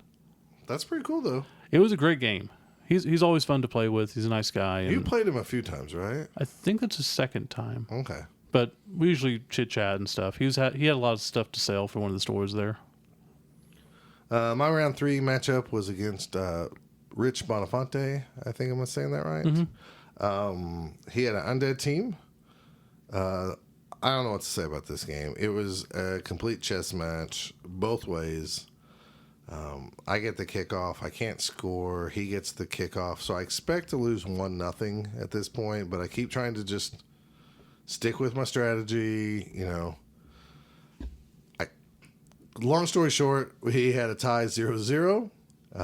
He could knock me out, but he couldn't beat me up. He had 1 casualty against me. I had 0 against him. I had my chances. My guy with dodge, all he had to do was make a dodge, and he could have got 1 guy to me, but it would have been a 1-die block Yeah. on a blodger. But I could make my dodge when I needed it. And then, you know, like he tried like a little pass and stuff and missed this and that. So we went 0-0, and it was just a chess match. It was really fun looking back, but boy, it was frustrating at the time. Yeah. And I guess I assume I was frustrating him just as much as he was frustrating me. I believe it. A lot of like calculated placement and stuff. And after this game, you know, again, I didn't think I had a chance even being in the top 10, but you want to at least try. So I was like, okay, so a tie's not too bad. It's 0-0. You know, I'm still in this thing. You never know what happens. Yeah. So, anyways, fun game. My round 4, I again play another undead team. This time, Ken Washington's undead team. Somebody gonna get smacked up. So his undead team, to show the difference between the two, 1 mummy with guard, 1 with guard and block, a white with frenzy and tackle, a white with guard, and then a ghoul with wrestle. How many ghouls do you have? 3? 4? He had 3. Okay. So Did he take any skeletons? no, all zombies. Okay. Rich's roster was a couple of zombies, a couple of skeletons. Just have the extra move. Yeah. Yeah, that makes I don't sense. know. I think Rich is kind of like us a little bit too, to be fluffy. To have Yeah. a little bit of both. So So I play him, and at the end of the first half, I'm causing havoc. I'm not really stopping him, but I'm causing havoc. And he goes for a pass and fails it. So I was all happy that I kept him from scoring that first half because I would be up 1-0. And then he got a reroll on the kickoff and used that reroll to complete the pass and got a touchdown. And that was the second time that someone has gotten a reroll and used it for a touchdown. Because I'm pretty sure Welton did the same thing on the one that he got. Right. Where you're so happy because you're like, oh, he's out of reroll. Oh, yeah, the kickoff. He got it. One, Damn it. So end up going 1-1 at half. And I'm trying everything I can. But at the end, he only ended up getting 3 casualties on me. But he got a ton of knockouts. And at the end, I have 3 people on the pitch. And I'm still just being annoying as hell. Putting people on him, trying to hit him, knocking the ball away a couple of times. But he's able to get it down there and ends up winning 2-1. But it's Ken Washington. He's really damn good. So I'm not going to complain. I would like to win, but it is what it is. You had enough fear in him with your elves that he made sure just to get the 2-1 win instead of scoring quick. And, No. He made sure to take out as many elves as he could. well, the smarter coaches know that too. Oh, yeah. Round 4, I played a guy named Chris. I think it's Orza or Oraz, or I don't know how to pronounce his last name. It's like OROZ something S. Anyways, really nice guy. We've seen him at Chaos Cup before. I'm about 100% sure of that. Okay. Super nice guy. He's got a shaved head like me. I'm sure you saw him around. He's the guy who won most casualties. Oh, okay, yeah. Really nice guy. Because of you. Probably because of me. I'd like to say I'm part ownership of that casualty award. You usually are. Usually goes through Scott. So sit down. Breaking news on casualty stuff today. What's that? Actually came out just today that someone won some tournament in Germany, I think, with Norse, had 40 casualties in 6 games. Jesus. Yeah. Oh, but Was it 40 or 30? Piling on's not messed up. Can't yeah. be 30 because 30's people have gotten 30. So yeah, before. it'd be 40. No, and it's because of the mighty blow piling on Berserker with the jump up. Right. Yeah. Yeah. Which we'll is get not into really later. a real rule, even by GW. We'll get into later. But I just figured I'd throw that out there because that's amazing. Right. So anyways, I played Chris. Yeah. We sat down immediately. He wants to give me a beer, and he had all these different crafts of beer. That's and nice. I'm not a big beer drinker, but I took it. I was happy to accept his offering. Right. He also had these awesome 3D printed scatter templates and stuff. He's like, pick you one out. Pick whatever you want out and stuff. And he's like, I only have these left because everybody took this one and this one and this one. And I was like, okay, cool. Are you sure? And he's like, yeah, take one. So I got a dwarf one since Jen has a dwarf team, likes to play them. The other ones were like Skaven and I think Orc. I could be wrong on that. But anyways, really cool. It was like really nice of him to give out some gifts. Are they done correctly? Yes, they're done correctly. Good. Well, then he has a Kimry team with all the Tomb Guardians with Mighty Blow, which is something very similar that I've ran before. Yeah. And I'm thinking, this didn't work for me at all. This means it's going to work for him amazing. Mighty Blow never. So I just got to stay away from him. That was one thing. Sorry, interrupting again. Andy Welton's dwarves. He had Mighty Blow on almost everybody. Didn't matter. He wasn't causing as many casualties. I mean, Mighty Blow for me at tournaments never works. Right. Well, let me tell you something. For Chris, Yeah. they worked all the time. Long story short of this, I gave him one casualty eventually. I think he regened it. I could be wrong. He gave me 8 casualties. Jesus. Which, if you do the math, that means I only had 5 guys left near the end of the game. You had 13. Okay. Yeah, because I had 13 players. Yeah. Would you believe I won this game? God. I scored it in the first half. Then I kick it off to him because he didn't have time to score. Yeah. Was he playing the game Or was he just trying to do casualties? He was going for casualties. He was going for the win. Okay. So here's what happened. I get what he did, and I'm not saying it's wrong. I got very lucky to do what I did. He based my guys. He set it up. I had one little hole. Mm-hmm. I had to dodge away from a guy. I had then to go into the hole, dodge out of the hole, then move around. I think go for it once, maybe twice, to hit him, his ball carrier. Still, I'm down a lot of players, but I thought I'm never going to get another shot on him. I mean, it wasn't the typical cage. Mm-hmm. He just had this big like cloud line and stuff. This was the only chance I saw the hole, and I thought I can either not try this and probably get beat 2-1, or I can try it and still get beat 2-1. Yeah. So I did it. I hit the ball loose. The ball went forward. The next play, I think he tried to clear off a guy, and I think he double skulled, or something. Both down skull, I think is what he did. Anyways, bad dice. I picked up the ball, ran in there, and I stalled as long as I could, which was not long at all with as many guys as I had. I went up 2-1, and then he came down. He just prayed. Protected the ball more. He scored because he had to score quick.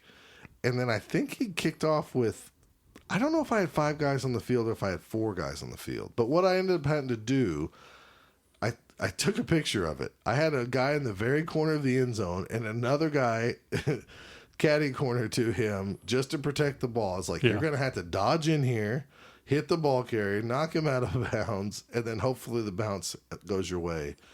And at that point, he couldn't do it. And I won 2-1 despite giving up 8 casualties. That's amazing. It was crazy. And if I was him, I'd have been furious. To his credit, he laughed it off and said, this is Blood Bowl sometimes. Yeah. I should not. He said, I shouldn't have left that small gap, but I didn't think that you would, necessarily try that. But I needed everything. It's one of the things you have to do it.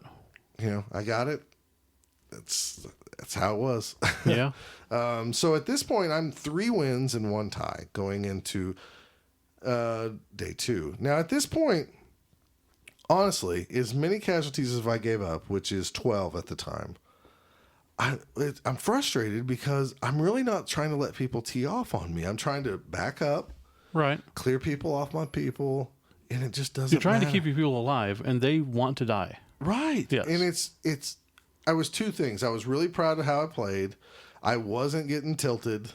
I just kept sticking with it. I kept remembering. I think Drew said, just stay in front of people. Right. On defense, just stay in front of people. And as an overall theme for Chaos Cup, how sometimes I always say I think I hold on to the ball, try to stall one play too long. Yeah.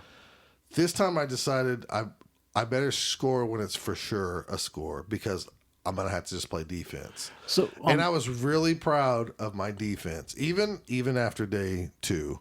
For the whole tournament, I was really proud of my positioning and defense despite the results for the overall tournament. my first game, I probably could have stalled and gotten a tie.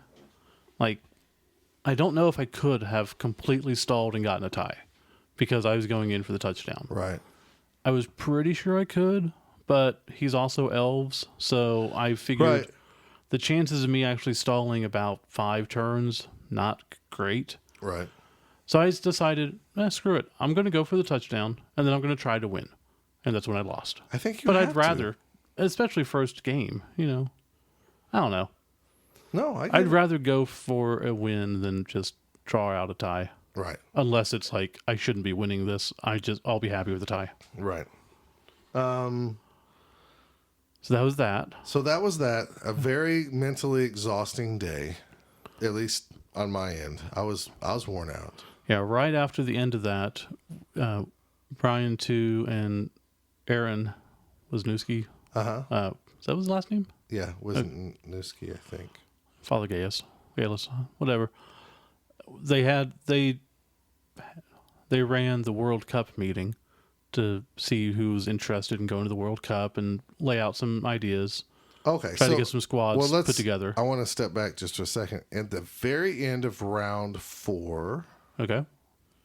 Was it round 4? Yeah, I believe it was round 4. Is that when Steve Risk came in? I don't know. I wasn't paying attention. Okay. Wow, my head is I couldn't pick him out of the crowd. all weird on where I was and everything. Well, you had just drank a beer.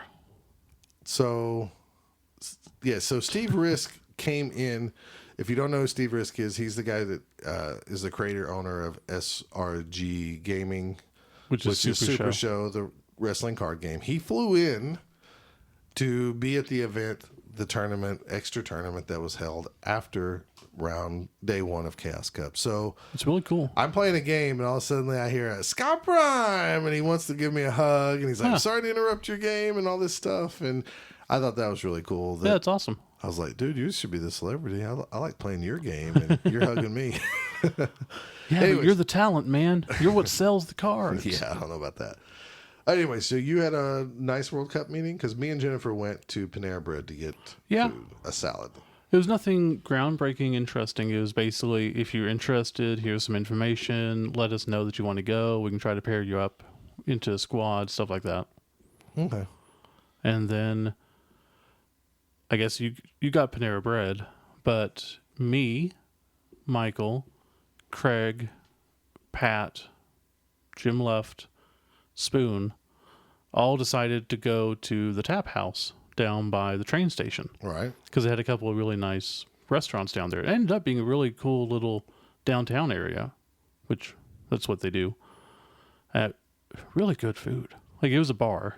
It was a restaurant that had a bar. So, and our waiter was probably doing drugs. Like, he was...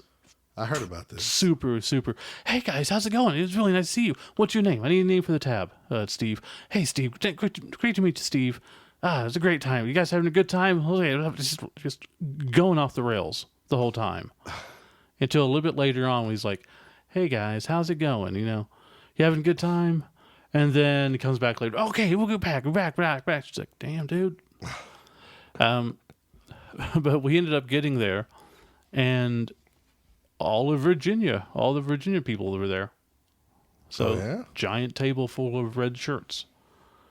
And I think, what did I say? We had 6 people, 7? I would say we have about 3 times as much fun as they did. They seemed very somber and enjoying themselves. And we had Spoon and Michael and everyone just getting shots and doing rounds and flights and cheering. And that's great. It was a great time. It was great. I think it was my favorite meal. I got fish and tater tots. So and then Doombeard Dave ended up joining us when everybody else left. Cool. That's nice. Yeah. So did he play slow jams for you and dance with you? Not at the table, but he was doing that at the tournament. Not the dancing, but playing slow jams. Like actually playing music? He's playing tournament. He's playing music. Really? Little annoying. I never played. I don't know. I don't know how close I was to him, but I could hear it at the first couple of rounds. I don't know what I think about that. That's the weird. first time we went to Chaos Cup, someone was doing that. They were playing music. Remember that? It was probably annoying if you then. jog my memory, but I can't remember. I can't remember who it was, but someone had a radio. It was pretty annoying. So originally, me and Jen just wanted to get food and go hang out. Right. And then once Steve Risk got there, because we weren't planning on playing the Super Show tournament. Sure. So instead, since he flew in from New York, unannounced, we thought we'd stick around and hang out with him. Of course. So we hung out, got food, ate there. Did you sign some cards? We signed some cards, which felt really weird and surreal. But like he wanted us to sign a bunch of character cards and some of those spectacle cards, the ones with the blanks. I don't know those. Those are like cards you can win outside of it. Like if you went to see Jake the Snake Roberts wrestle at the Oklahoma City Armory, you could have him sign that, and like it says like interfering a match. Oh. And it'll say like, take one random card from somebody and discard it, and you draw a card or something. It's just like a extra goofy stuff thing that you can play outside of the game. We don't use those when we run our tournaments, but they're kind of cool. And Steve had us sign some of those too. Me and Steve was supposed to play a game because he's like, "Oh yeah, we're definitely gonna play a game and stuff of Super Show because I want to play against the Scott Prime and all this stuff." We never got around to it because they kept playing their tournament, and then like everybody wanted to crawl in his mouth Of and play a course. game with him. So finally, it felt like it was like 2:00 in the morning, but I think it was like 10:30, and I was like, all right, I'm not going to get to play him. I mean, I could if I waited until like 1:00 or Right. something. So I finally was like, dude, give me a hug, good night. We'll see you tomorrow. And he's like, okay. And, we went to bed. Maybe it was closer to 11:30, but it We felt got back super about 11:30, and there was still some people playing. 'cause okay. So it was might have open been to- between 10:30 and 11. Yeah. But Michael was imbibing a little bit. Uh-huh. So it was basically we came back, we checked in, people, what they're doing at the room, and then we went to bed. So I will say this. So we met Steve Risk and his wife and his daughter who flew in, and Pat from SRG, who always comes up there. Yeah. If you ever do play the wrestling game, or you hear us talking about it, or you listen to Slurpcast and they talk about it a lot, it was really cool to meet him because you're always kind of scared to meet people in some ways. Like, I get this way with comic creators. Like, if I love a comic and then I see them, I hope they're not jerks Yeah. or buttholes or anything like that. Because then all of a sudden I'm going to be like, I ain't ever supporting this dude again. Yeah. I'm not buying anything.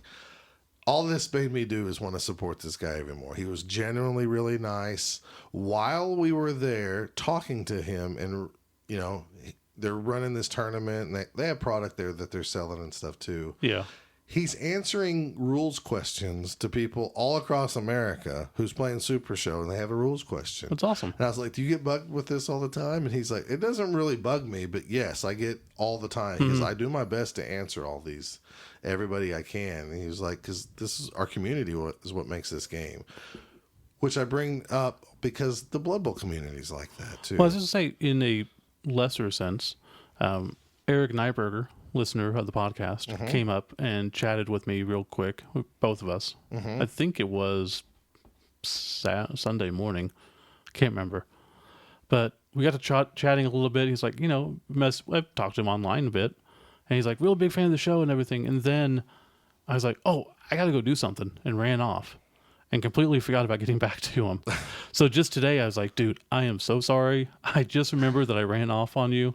I didn't mean to. I had something else come up. He's like, no, man, it's cool. I was like, okay, I just want to make sure. Steve had the trots. No, that was at Grognard's. That's why I bought a t-shirt. It's bad when you have to buy a t-shirt for using the toilet. That's a true story, folks. Anyways, I just wanted to let people know, if you ever thought about buying the game or thought, oh, I'm spending too much money on this game, he's really genuine. He definitely nice. seemed like a cool guy. Yeah, the way he you really talked about it. was. We talked about some behind the scenes stuff just because, I'm curious, like, how you run your business and this and that. And, Well, plus, you're a big wrestling fan, so you want to know how and you he get... actually, like, shared information and stuff with us. Yeah. So I will say this, if some of the things do come to fruition of what he was talked about and hoped for in the future, it should be really cool. So It'll be awesome. So good luck with everything with that. And thanks for coming out, Steve Risk. Anyways, that wraps up Saturday night. Okay. I want to just take a break here, and then we'll come back with Sunday. Let's definitely take a break and talk about Sunday.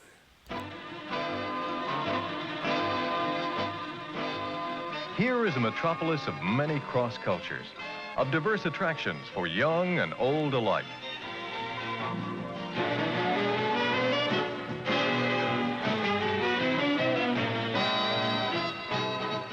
Dining in Chicago has a special meaning for the gourmet and the adventuresome.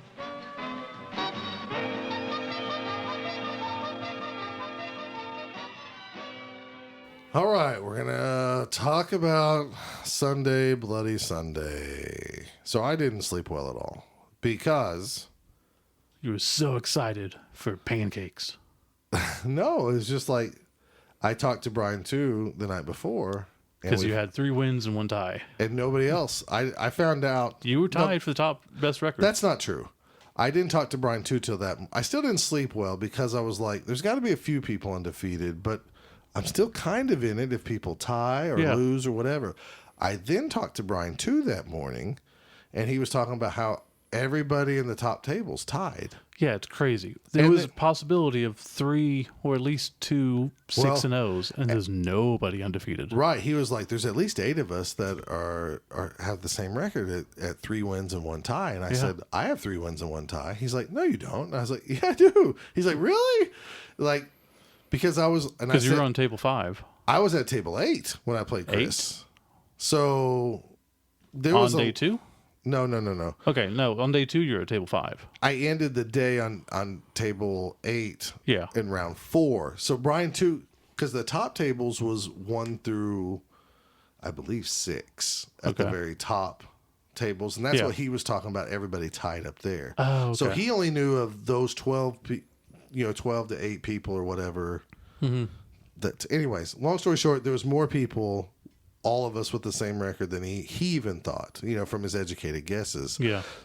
But the whole night before, I was just thinking, like, if something breaks well, what I was more concerned about is getting a better record than I ever have before at Chaos Cup. All I got to do Sunday is win 1 game. All I got to do is tie 1 game, and it's a better record than I've ever had at Chaos Cup before. Yeah. So I go into Chaos Cup. So want to talk about breakfast? Oh, yeah, let's do breakfast. Went to Walker Pancake House. We did go to Walker Pancake House, and it was amazing as always. One of the better meals I always get in Chicago. It's really good. It's just a really weird place. It's like the interior. It seems really fancy. Yeah, the interior it feels like they put so much money into that. They probably did at some point. Yeah. I work with a lady who knows about Walkers because she's from the Chicago area, and I guess that's like a big deal up there. So she's like, "Oh yeah, it's so good." So, it is really good though. It's a nice way to start the day. Just go out, leave the hotel, get some nice breakfast, ease your way into the second day. Right. So I played a guy named Mike Kuhn. He had Chaos Dwarves. Really good coach. He did not have a Minotaur. He had, I believe, 13 guys because he had 2 Hobgoblins on the bench, which was odd. Yeah. I thought. He had Mighty Blow Claw, right. Break Tackle, block or whatever on his Bull Centaur, stuff like that. He did not put any skills on the Hobgoblins, though. I mean, like when I ran them, I put sure hands on a Hobgoblin, did the running with them and stuff. He put all his skills into the positions that matter. There's logic to that. I was up 1-0. I was up 1-0 at halftime. I was up 1-0 with about 4 plays left to go in the game, and then he finally scores. I give up the touchdown. I have 6 people left in the game. Jeez. So I'm thinking, well, we can still try to win this game because at this point, it's all or nothing. Yeah. Just like you were thinking in that first round. I was like, I have to win just for a small chance with all of us tied because maybe everybody... Oh, that's very true, yeah. Everybody ahead of me, maybe they're tying or whatever. So it's like, I have to try to win. Well, he kicks off the ball. I position. I choose not to move my serfs out of the way. I choose not to draw, to dodge them out. Well, he stuns, KO, and I'm like, Jiminy Christmas! Jeez. Now I got to just try to get the tie. So I go back in my corner to try to stall out. I believe this is the one time I made a mistake, but I did not see it at the time at all. Anyways, long story short, he had to do a lot of for him to win the game, he was going to have to do a lot and get the ball to get thrown in from the crowd at a perfect position. Right. Like I said, I made one mistake where I probably should have threw a block and put the dice in my hands instead of letting him make the mistake. Mm-hmm. Although up to this point, me with that strategy of let them make the mistake worked out. But looking back, if I could go back in time, I think I would just throw the dice and try to make my own fate a little bit. Anyways, I didn't. He managed to do what he needed to do. He got the ball carrier to get pushed out of bounds. The throw went back and forth because it's in that corner. Mm-hmm. And then it finally went out. If it would have went one square to the left or right of the Hobgoblin or behind the Hobgoblin, he wouldn't have had enough movement, but it went right in front of the hobgoblin. He then positioned like a chaos dwarf in the end zone just in case if he fell that he could get the hop. He picked up the ball without a reroll. He went for it both with no rerolls. Anyways, I lost 2-1 and the dream was over. But before the kickoff, after it was tied 1-1, we had such a crazy tight game. He got frustrated at one point and like acted out, and he was like, "I'm sorry, I shouldn't have done that." I was like, "Dude, you're talking to the one guy here at this tournament that doesn't care. I know you're not mad at me. You're mad at the game. Take as much time as you need." Yeah. And then before that final kickoff, though, I said, "I'm just going to shake your hand and say good game no matter what, because one of us is going to be mad about this." And he's like, "Okay," and And it was you. It was me. So, but I wasn't. Yes, a lot of stuff had to happen for it to go his way. Right. But at the same time, I played well, so I wasn't so mad. Like I always say, it's like poker. If you make all the right moves and you get screwed by fate, that's just how it goes. I mean, I gave up 5 casualties, and he had guys in the KO box too, so I was down. Yeah. It's hard. So I did the best I could with what I had. I mean, honestly, so there's my round 5, and the dream was over. Well, I had no dream to dream, so I was going up against Noah Winden and his orcs. And on this, I went up, and then he tied, and then the whole second half was just a cluster all over the place. But I got him on the sidelines. I pushed his guy out of bounds, or the ball went out of bounds. It bounced exactly where I needed it to try to get it. And then I failed, and he picked up and got it. So eventually, I knocked down his thrower. The ball bounced, and it's just one of these dumb things of, I'll just put my catcher in here because he has dodge. I got it. He's in 3 tackle zones. The ball bounces to my catcher with nerves of steel. And that's all I needed. I got that, and then I just dodged away, made 2 go for it, and got the touchdown. I ended up winning 2-1. That's awesome. And that was one of those times I got a quick snap and got a 2-turn touchdown. It was like, yeah, I need that. Yeah, so there you go. So instead of lunch, we just hung at the hotel. Yeah. Because we had a big breakfast. Yeah. And then round 6, I played Oklahoma's own Scott Hess. And long story short, he whooped my ass. And before this game, there's no way I can cry about any dice rolls. No matter what. I shared dice with everybody. Despite the casualties, despite this, despite that. This game opens up with a pitch invasion. He knocks 5 guys down. I only get 1 knocked down. And it was over before it started, and I was super frustrated because, like, I feel like every Sunday at Chaos Cup, I just crap the bed. And I know I'm playing higher coaches because both times this has happened, or the third time this has happened, it's because I've done really good on day 1, and then I come into that's day 2. a double-edged sword because you're playing a much higher level at that point. You're not playing at the bottom where it's easy to get a couple wins. My sure hands guy was like, 2 reroll 2, 2 reroll 2, 2 reroll 2, and it was at a point where I was like, he's my friend. But I didn't want another award going through me. It's like, just score, because you don't want to give him a chance for the best defense award. You don't want to, you at least want to make him earn it. Yeah. Well, I couldn't get crap. So I ended up getting smoked. And his Norse team wasn't even the optimal, Norse build with just a ton of linemen and just the berserkers. He had the Ulf Runners and stuff on there, and the Ice Troll. Just whooped my butt. He didn't get many casualties. He got a lot of knockouts and stuff, but not many casualties. He got 2 casualties against me. I got 0 against him. I got beat 3-0. It was awful. Well, my 6th round. And it was so depressing because it's just awful. Yeah. Unlike the game before. Oh, sure, yeah. So it wasn't, you didn't even have a chance. But I also played Norse. And I hope you fared better. So throughout this whole tournament, I've been getting pretty lucky on casualties up until this game. I played Eric B, and I chose to kick to him. I won the roll.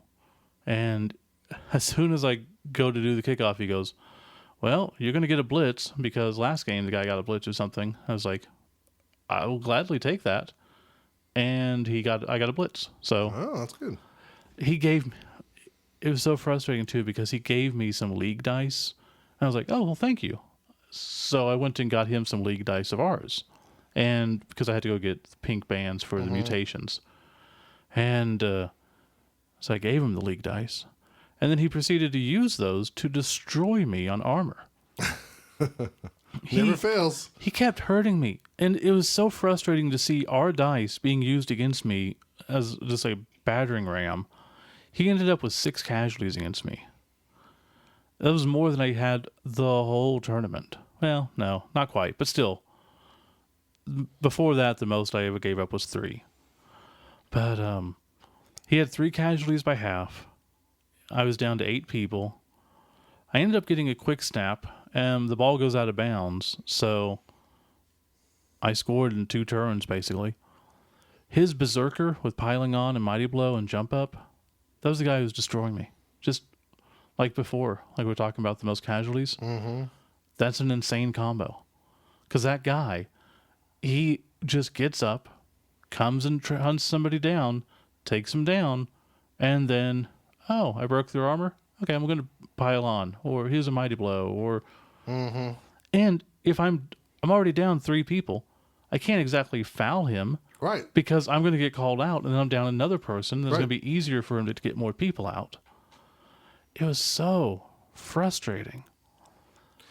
It's less frustrating if this was the rule by GW, and we just had to live with it. But it's not. They changed the rule, and the NAF will not acknowledge it. Yeah, I hope that changes. I don't hold any hope it will, but I hope it does. So I was up to 2-1. And after I scored, I think I was up 2-0, and then he scored. So I was at 3 people at the end. No, I kicked to him. That's what it was. And he was going down the field trying to tie it up. I was down to 3 people standing. I pulled off some elf BS and did a 1-die POW onto this ball carrier. Knocked the ball out. Was able to pick up the ball, and this was his sure hands guy, so casualtied him. Nice. And I was able to pick up the ball. I dodged away. I ran to the end zone. You know, it's the way he's going, but I don't have anybody left. So I'm running away as much as I can. And I've got the ball on my blitzer with block, dodge, and sidestep. And he has almost given up hitting this guy because he can't take him down. Right. And every time he hits him, it just gets pushed, and it gets pushed. And it was crazy enough that when I did the Elf BS, this is the mutation round, so he took 2 people with prehensile tail. I had to dodge into 3 tackle zones and 2 prehensile tails. I got a 6. Then I had to dodge out of 2 prehensile tails into 2 tackle zones. I got a 6. So I did all that BS. I got it. And he's just so frustrated at my guys because he can't take them down. Because at this point, it is 2 blitzers and I think a lineman. I think my catchers are gone. So I'm at the sideline just hoping that, you know, if something happens and he knocks me down, then the ball goes out of bounds and hopefully he can't get it. Well, he's got a guy with he's got a guy with prehensile tail and an Orfrenner right on me on the sidelines. So I'm debating. I have dodge. So I can dodge into 1 tackle zone and then dodge out and just run away, make it harder for him. Or if I stand there, he hits me with the regular guy with 2 dice. Then he got 2 hits on me with the Orfrenner with 2 dice. So it's 6 dice, and I think he had a reroll. So 8 dice versus me dodging away. I'm like, I have to dodge away. This makes the most sense. I dodge. I fail. I fail the dodge reroll. The ball bounces right into his frickin' Orfronu's hands, I know and that he feeling. walks right into the end zone. Scott He has didn't have to scored do on me with anything. the off runner too. Yeah. So, there was we had 2 turns left, so there was a slight chance of a riot giving me a chance because he's going to kick off to me. Mm-hmm. I mean, and we end up getting a riot. Actually, I had 2 turns, so there's still a semi chance, but we get a riot, so now I'm on my last turn, and that was just the game ends. It's just like, damn it. So we both end up with 3 wins, 1 tie, 2 losses. Yeah, So same record as Chance. I just want to beat what I've done before. So, for anyone who doesn't know, Brian, too, did end up winning again. So, he's a 2-time champion Right. with the Hulks of Hazard, who are his Chaos Dwarf team, who's a 2-time Oklahoma Bowl champion. That's right. Let me tell you something about Brian, too. I talked to him. His roster was exactly 11 guys because he had the Minotaur. Right. I was like, did that never come back to bite you, not having any bench players? Don't quote me on this, but I'm going to try to say it. I think he told me at one point he was down men. He had to dodge into a tackle zone, pick up a ball with a bull, dodge out of the tackle zone with a bull, and like do his go for it's to win a game. He had to do that to win a game. That's how it works. And this just shows you it takes a lot of things to go your way to get to that top table at Chaos Cup. And even Brian, too, will tell you And to that. win it, yeah, absolutely. I mean, and you know what? Sunday night, that's why I thought you never know what can happen. And I was kind of nervous, and I was hard Absolutely. to sleep. And, you know, so. Second place went to Aaron Wisniewski because they did the top table. Right. He actually fell to 6th place overall, so that shows you how close everybody was. William Toops got 3rd place. Semi-local guy. Well, he's from Springfield, yeah. Right, but I mean, He's come to our in the tournaments and Scars stuff, area. He hangs out with us. Yeah. Drew ended up going 5th, so that was awesome. Mike Coons, who I played, was 4th. Yeah, Nate Beam, NAF president, is 3rd. 3rd. Not 3rd. Overall 3rd. Whatever you want to call it. Oh, okay. I'm looking at the overall rankings. Well, So you still got to say, yeah, okay. I don't know, but he came in 3rd overall. He Okay. didn't get the 3rd place trophy, but he got 3rd Okay, overall. I got you. Let's see. Brendan Smith, also of Missouri, came in 7th. Yeah, they did a good job. Ken Washington, who I played, came in 9th. Scott Hess came in 10th. So two of my losses Yeah. came out of the top 10. So in hindsight, I can't get mad about that. No. But it still frustrates me. Because if I would have been Scott Hess, I would have been 10th, maybe. Pretty much, yeah. So we all had 10 points. And so 10 points starts at 22nd place. And Chance ended up getting 29th. You ended up getting 32nd. I ended up getting 34th. And then the 9 points starts at 43. So what is that? 22 people tied for 22nd, basically. Right. There's a big cluster of people. Yeah, it's so rough when it gets to that high of a level of that many people trying to just figure out who gets what. So I gave up the 5th most casualties of 109 people. Yeah, it was pretty crazy. The 5th most with Bretonians. Yeah, it doesn't make any sense. And I didn't base people so they could hit me. If you're The 5th most. If you're wondering how Jen did, we will refrain from telling you so she doesn't beat us up. Right. She had a terrible weekend. It was not good. She did not get last place, but she had a terrible weekend. Yeah. I also went 4 for 6 on fouls. 4 for 6 of getting caught doing fouls. Right. I got caught 4 times out of 6, Steve, for the whole weekend. I think I got caught 2 out of probably 5 times. And one of my opponents, he got caught, and I did the Good Samaritan thing that, like, oh, you can argue it. really? How's that work? Well, you have to roll a 6, and he rolls a 6. I'm like, oh, well. I was going to ask you, how many times this weekend did you remind somebody to roll something and it cost you? Because I think I lot. was like 0 for 10 on that or something ridiculous. Yeah. Every time. You forgot my armor. Oh, yeah. It wasn't... You're broke. Casualty. On that, it was legitimately probably, again, 2 for 6. Well, maybe more. Because a lot of people didn't realize you could argue the call. Right. And that only came back to bite me one time. I did get to use argue the call because that's why I took extra players. Also, is like if I'm ever have the players, I can foul near the end. Yeah. I did it once and I rolled a 1, and I did it another time and I got a 6. So that was kind of neat. Yeah. So I think in retrospect, maybe having an apothecary instead of a 12th guy is probably better for me. maybe Because so. if I lose a regular lineman, whatever. But if I lose a good piece, if I can keep him on the pitch, it's a big deal. Well, But I also don't lose the big pieces for the most part. well, you can play test that because you have a whole year before World Cup, That I do. and maybe you should really try that. Speaking of playtesting, this solidified my opinion that kick goes on day 1. Because that is a phenomenal skill. And it's only better when I play with Jordell. Because he can just get in there Right. and be super annoying. Guard and block on a catcher is not optimal. Because I end up wanting to just give him the ball because he has block. I got you. So, yeah.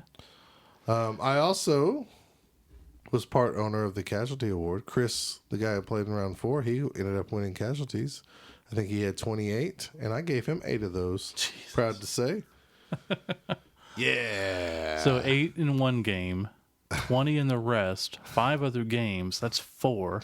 Yeah, that's You right, gave baby. him twice as many casualties. That's as right, baby. average. That's right, baby. Good job. They went through me. As always, the Casualty Award goes through me. Oh, and Hess And did- Scott got best defense because I couldn't score on him. So not only have I Let me tell you how bad that game was. okay, If you take it like American football, yeah, I never got the ball past probably the 35-yard line.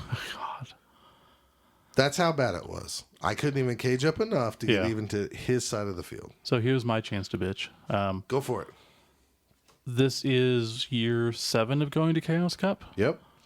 I have never won anything at Chaos Cup. All right. Even the legacy teams, I've been next to you, Alan, and Michael as you've all won them, Right. and I didn't win anything again. But Scott Hess won something, and he left already. So I had to go up there and claim his prize. Right. So not only have I not won something, I've had it rubbed in my face as I go up there to get something for somebody else. Right. Yay. Well- But this will all come back when our squad wins World Cup. Sure. Because I told Drew that if we do, I'll get a tattoo. Oh, well, you've said that before. You said you cut your hair. You said you do this, you do that. You don't do those things. Hey, if it works, Nah, you have to hit you the don't. right thing. You don't do that. It was 50 the one year. It was not 50 last year. Because we were going to hit 50. Sure, It's an sure. incentive. So let's wrap up Sunday. So after all the awards were given away, we said our goodbyes. People left. We stayed. We ended up hanging out with Kendall because he ended up coming and he didn't have anywhere else to go. And Well, we played, him and Michael played some Super Show, I think. we were exhausted, but Michael and Jennifer decided to drink. I and wasn't then- going to bring that up. but- Well, I'm going to wrap it up really short and sweet. They both drank too much too quick, so we just stayed at the hotel, Now, that did allow us to order Rosati's pizza. which is a thin crust pizza. So damn good. It's pretty good. That is my favorite pizza in Chicago right Pretty now. greasy, but it's It's definitely good because it is more- greasy. I tell you what, I'd like to order one of those and order the toppings I want and see how it tastes. Right. So I'm all bang for that next time we go. I'm Even good if with that. it's Thursday night. And So get two good. big pizzas and see what it's like. 18 inches of just the greasiest, yummiest pizza. Uh-huh. And we had 2 orders of wings that were pretty good too. Yeah, they were actually. So we just kind of hung out and did not much of anything. You guys played some board games. I was tired. I went back up. I watched people play a board game, and then I left. I went to go to sleep. And then I kind of watched on my phone the wrestling pay-per-view Tried to do in that. bed. But really, I woke up just enough to like hear who won each match. And I was just tired. And then do we even have to take a break for Monday? Because Monday we just woke up super early. Yep. We drove back. We took a break in Cuba, Missouri. Yes. We do have to mention this Okay. because We had our barbecue at Hicks, Missouri Hick Barbecue, because Right. it's not Hicks Barbecue. Right, It's it's Missouri Missouri Hick. Hick. I it got was some actually better barbecue than it normally sauces. was. It was a lot better. So, like, for a few years, it wasn't so good. Yeah. It was back to, like, pretty good. And then we went to go visit our buddy The hot dog because man. we had a T-shirt and scissors and clips to make sure that we can put it on him. And take pictures with the hot dog man, and he's gone. He's gone. Our hot dog buddy is gone in Cuba. Man, what is up with you people in Cuba? So I even tracked down the owner. He now owns a car wash place or something. Oh, so here's the rest of the story. Okay, because I got answered on Facebook when I asked him, where's the hot dog man? Yeah. Okay, so you got talked to the owner. So I did not talk to the owner. I talked to someone else who gave me the owner's phone number, Okay. and I called and left a message, and he has not replied.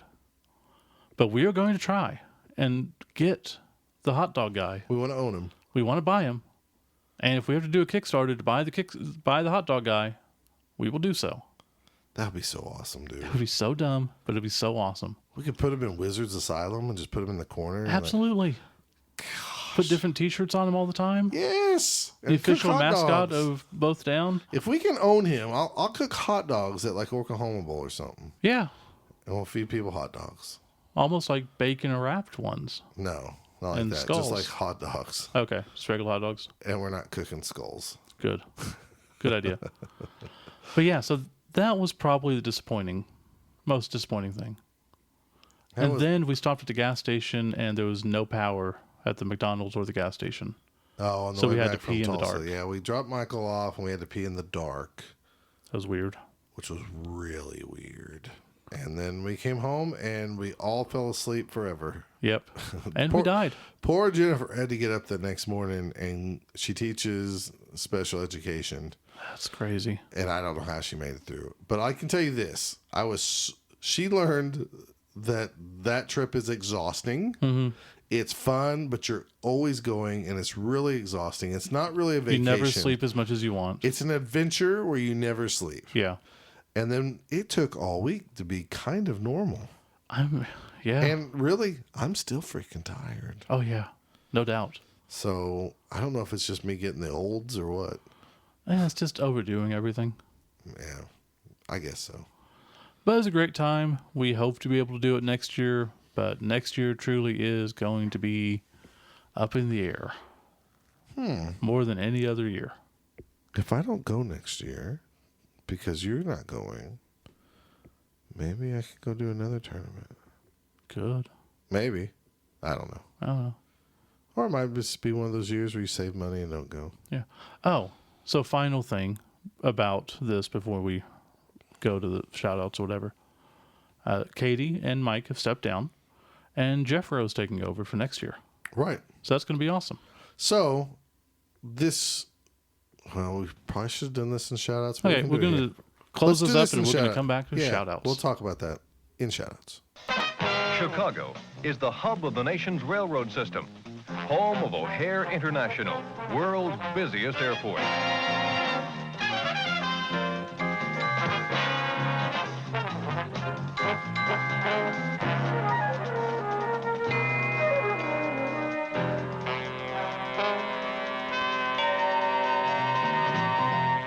I don't have it written down. I started writing notes and then I shit the bed. While Scott's yawning, it's time for shout outs, and he can't make that annoying little noise he does. I'm not going to tonight. Good.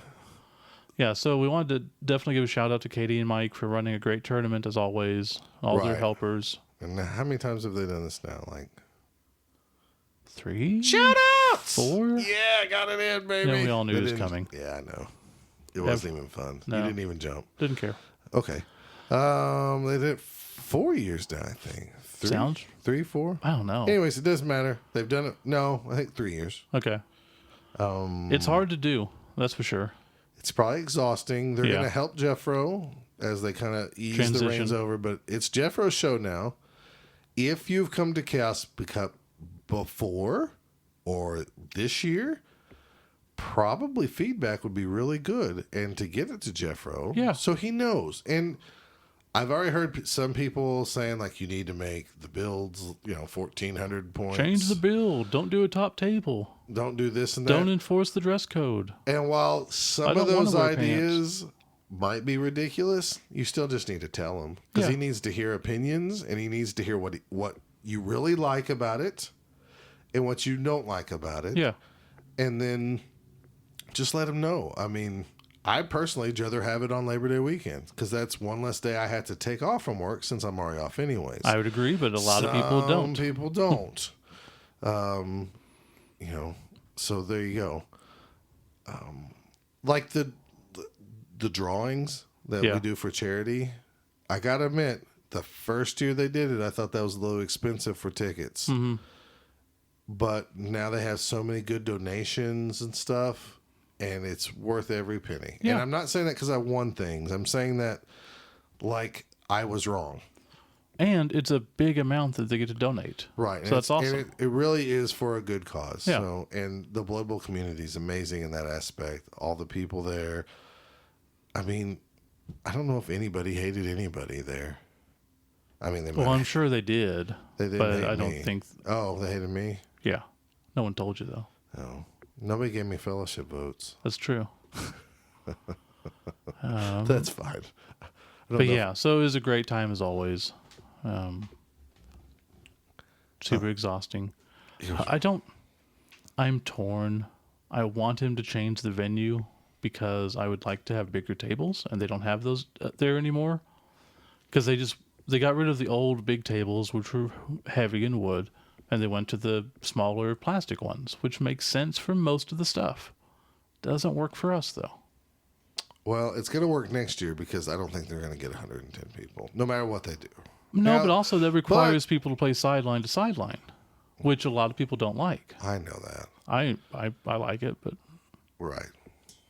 I I mean, don't you're know. talking to the wrong guy on that, because I don't know why. Oh, I agree. If we're called coaches, I don't know why you'd ever stand in the end zone. I mean, I know it's probably from the video game thing. No, a lot of people just used to do. I don't get it. We're sideline to sideline people. I know. I'm okay. It's- I'm okay with both now. It's But just how you were taught Yeah, to play, and absolutely. that's how we were taught to play. But I'm torn too, because while I like the location, because I know everything around there. Exactly. I know where the Walmart is. I know where the gas station I like is. where we I like know- to eat. I know where we like to eat. I know that now that there's Panera Bread down the street. I know this. I know that. So I like that. But at the same time, for as many people as we bring to that hotel every year, it sure would be nice if they, and I'm all for it, if we're too loud to kick us out. Why can't we sit in the lobby and play till midnight or so? Or why can't we even stay up all night in the lobby and play board games? Or let us have access to the room until midnight or something. I mean, all these things, Yeah.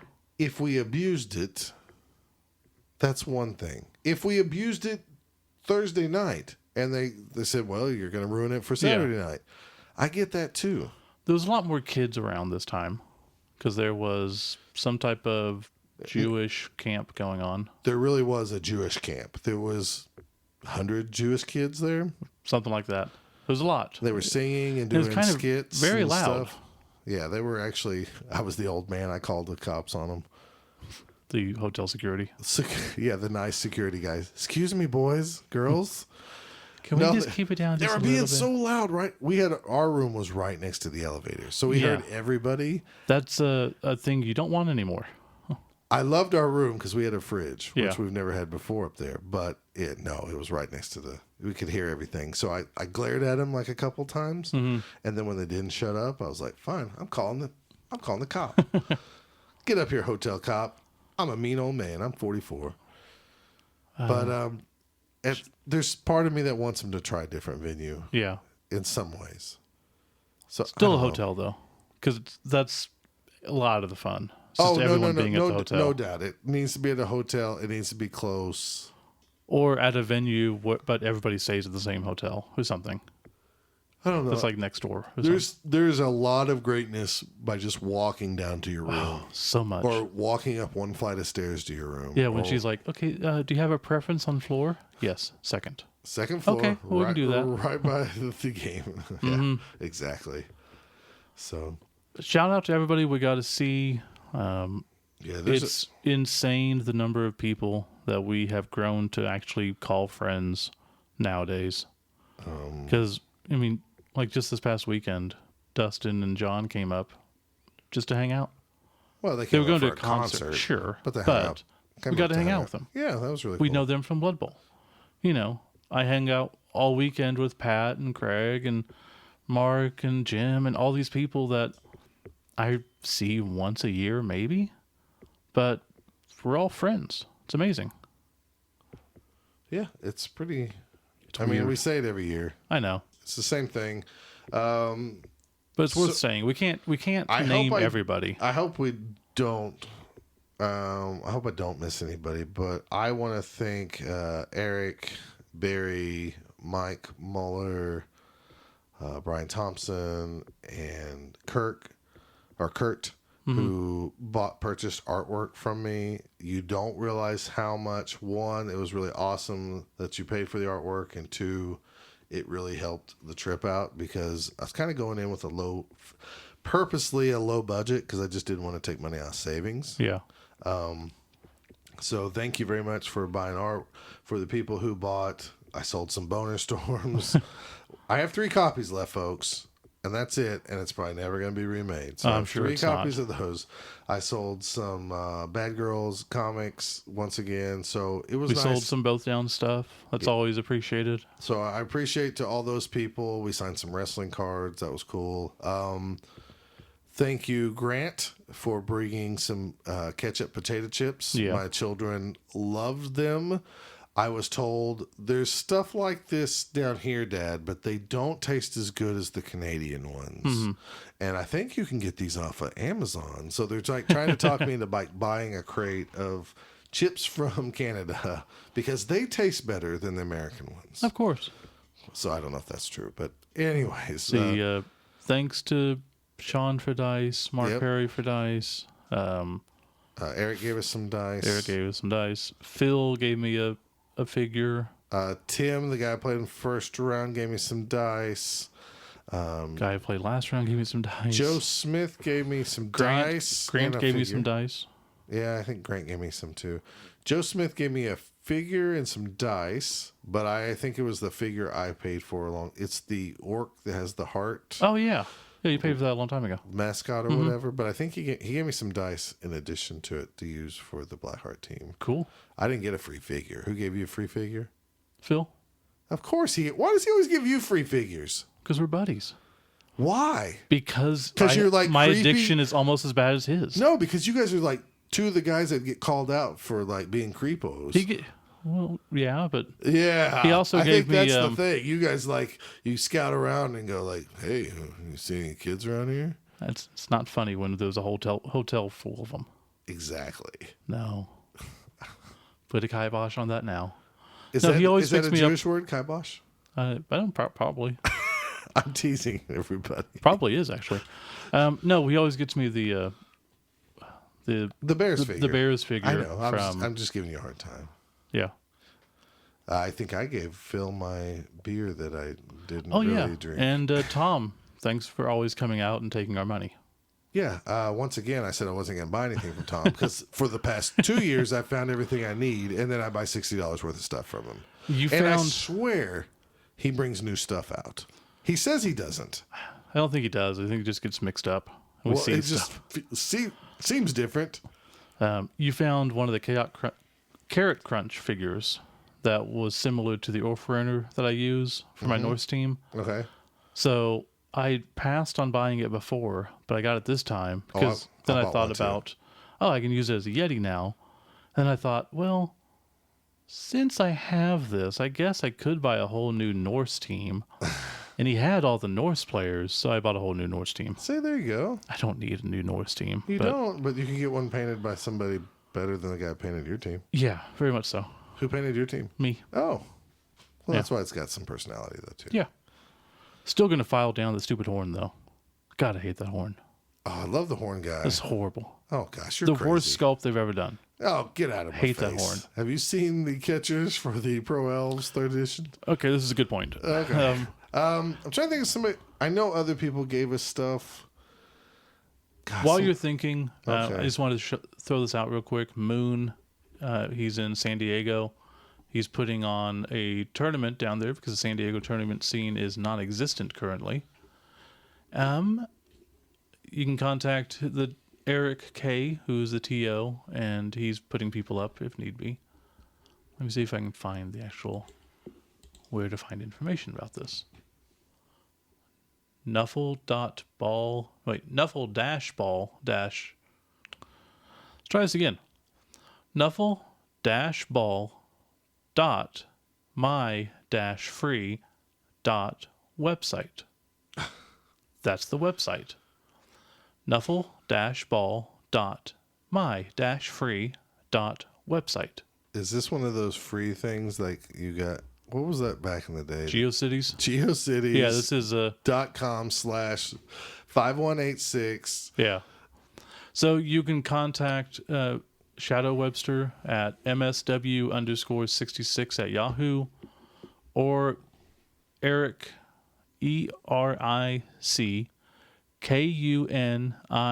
ERICKUNIHOLM at gmail.com. Yay. And they're in San Diego. So if you're around there, I'm sure it'll be on and the NAF site. It's November 4th at Pair of Dice Games in Vista, California. Nice, buddy. So just wanted to give him a shout out real quick because he asked. Okay, that's fair enough. Pretty much, if you ask, we'll try to read off stuff. Sure. Horribly as I do.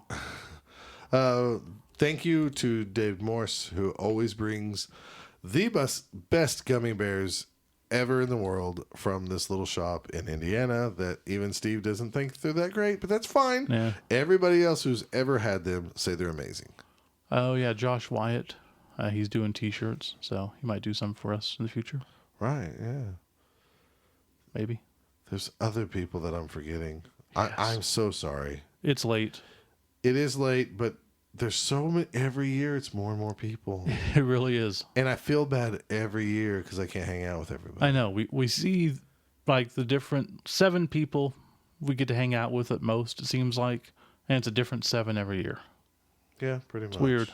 So, but thanks again for your praise about the podcast. I still, it still shocks me so many people say like I really love the podcast, and I think they're just being nice. And then they give you a story and a background, and then you go, oh, you really do listen. Wow, you listen more than we do. Exactly. Remember that one episode you did this? No, I don't remember any episode that I've ever done anything. Right. So we really do appreciate all that, and thanks for Katie and Mike for running it for the, I guess, final time, being the head people of it. Oh. They did a good job. Katie's sister helped out, Yeah. and there was a couple other people that helped out. I can't remember their names. No idea. But they all did a good job. They were nice people. Nuffleween's coming. That's another tournament that's coming up. Okay. Nuffleween. What's that? Us. Who does that? Us. Oh, us. Yeah. Nuffleween 7. So go to bothdown.com and Nuffleween stuff's on there. Okay. Sounds great. That's pretty much all I could think of. That's all we got, man. You sound tired. This is that. I start nights tomorrow. I'm training for a new position. I wake start up at nights. 5 tomorrow, and it's 11:30. I normally wake up at 5:45, so it's awful. It is horrible. I really don't know how I do it. I don't have. We do it because we have to. No, well, that's true. I mean, you can do a lot of stuff when you Let me have tell you to. something. If I work for you, you cannot say, if I come in 5 minutes late once, you can't say, oh, it's okay, don't worry about it. Because in my brain, it means, oh, then I can Forever. come in at 5 minutes late every day. Which then turns to 10. Which Right. then turns to 15. Because I'll press it. My current job is, no, you have to be on time or you're really in trouble. And I've seen it happen. So I've never had, knock on wood, I haven't had a problem to date. As much as I hate those type of jobs, so much better like actually forcing you to do stuff. It's like, oh, I guess I could be late. Oh no, I can't be late. I have to get in. Okay, let's go. Right.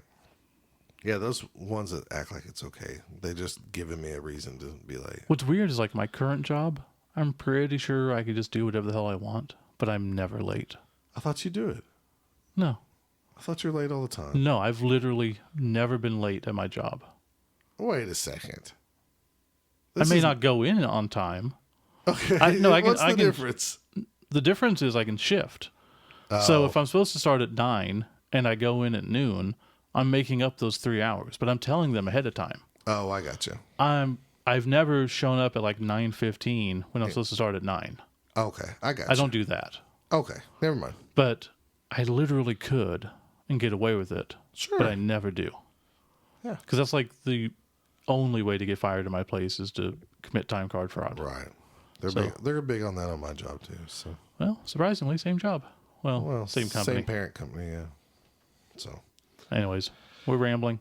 All right, folks, that wraps up another Chaos Cup. Special edition. Special edition, man. It's amazing we've done so many of these. Another episode that doesn't go towards the 100. Yeah, exactly. And in some ways, it's because of Chaos Cup. I mean, it is because of Chaos Cup that we have a podcast. 100%, yeah. That's the genesis of it all, the ride back. Listen to Zlipcast. We talked about going to Chaos Cup because it was special, and that's why we did it. Yeah, so anyways, we will, after this episode, it'll probably be 2 or 3 weeks, and we'll do another one and get back to being normal. We'll talk about some Nurgle and all that stuff, right? Nurgle, the Nuffleween. dwarves, and Nuffleween. And, Wow, we already know what to talk about. Wow, that's awesome. We literally never have this, except the last episode when we did, but Yeah. we never have stuff planned ahead of time. This is awesome. Thank you, everybody. Have a wonderful night. Thanks again, and if we saw you at Chaos Cup and didn't mention your name, we apologize, but If we didn't Just how it mention your works. name, email us, and I'll make sure to get you on the next shout-outs. yeah. Oh, and if you did give us a shout out on iTunes or something, we didn't check it, so we'll check later. Not all. We're terrible people. Yep. At least Steve is. Oh, yeah. And Phil. And Phil, no doubt. All right, we'll see you. Chicago is certainly a city rich in recreational harvests, yours to discover. Chicago is something you've just got to see for yourself.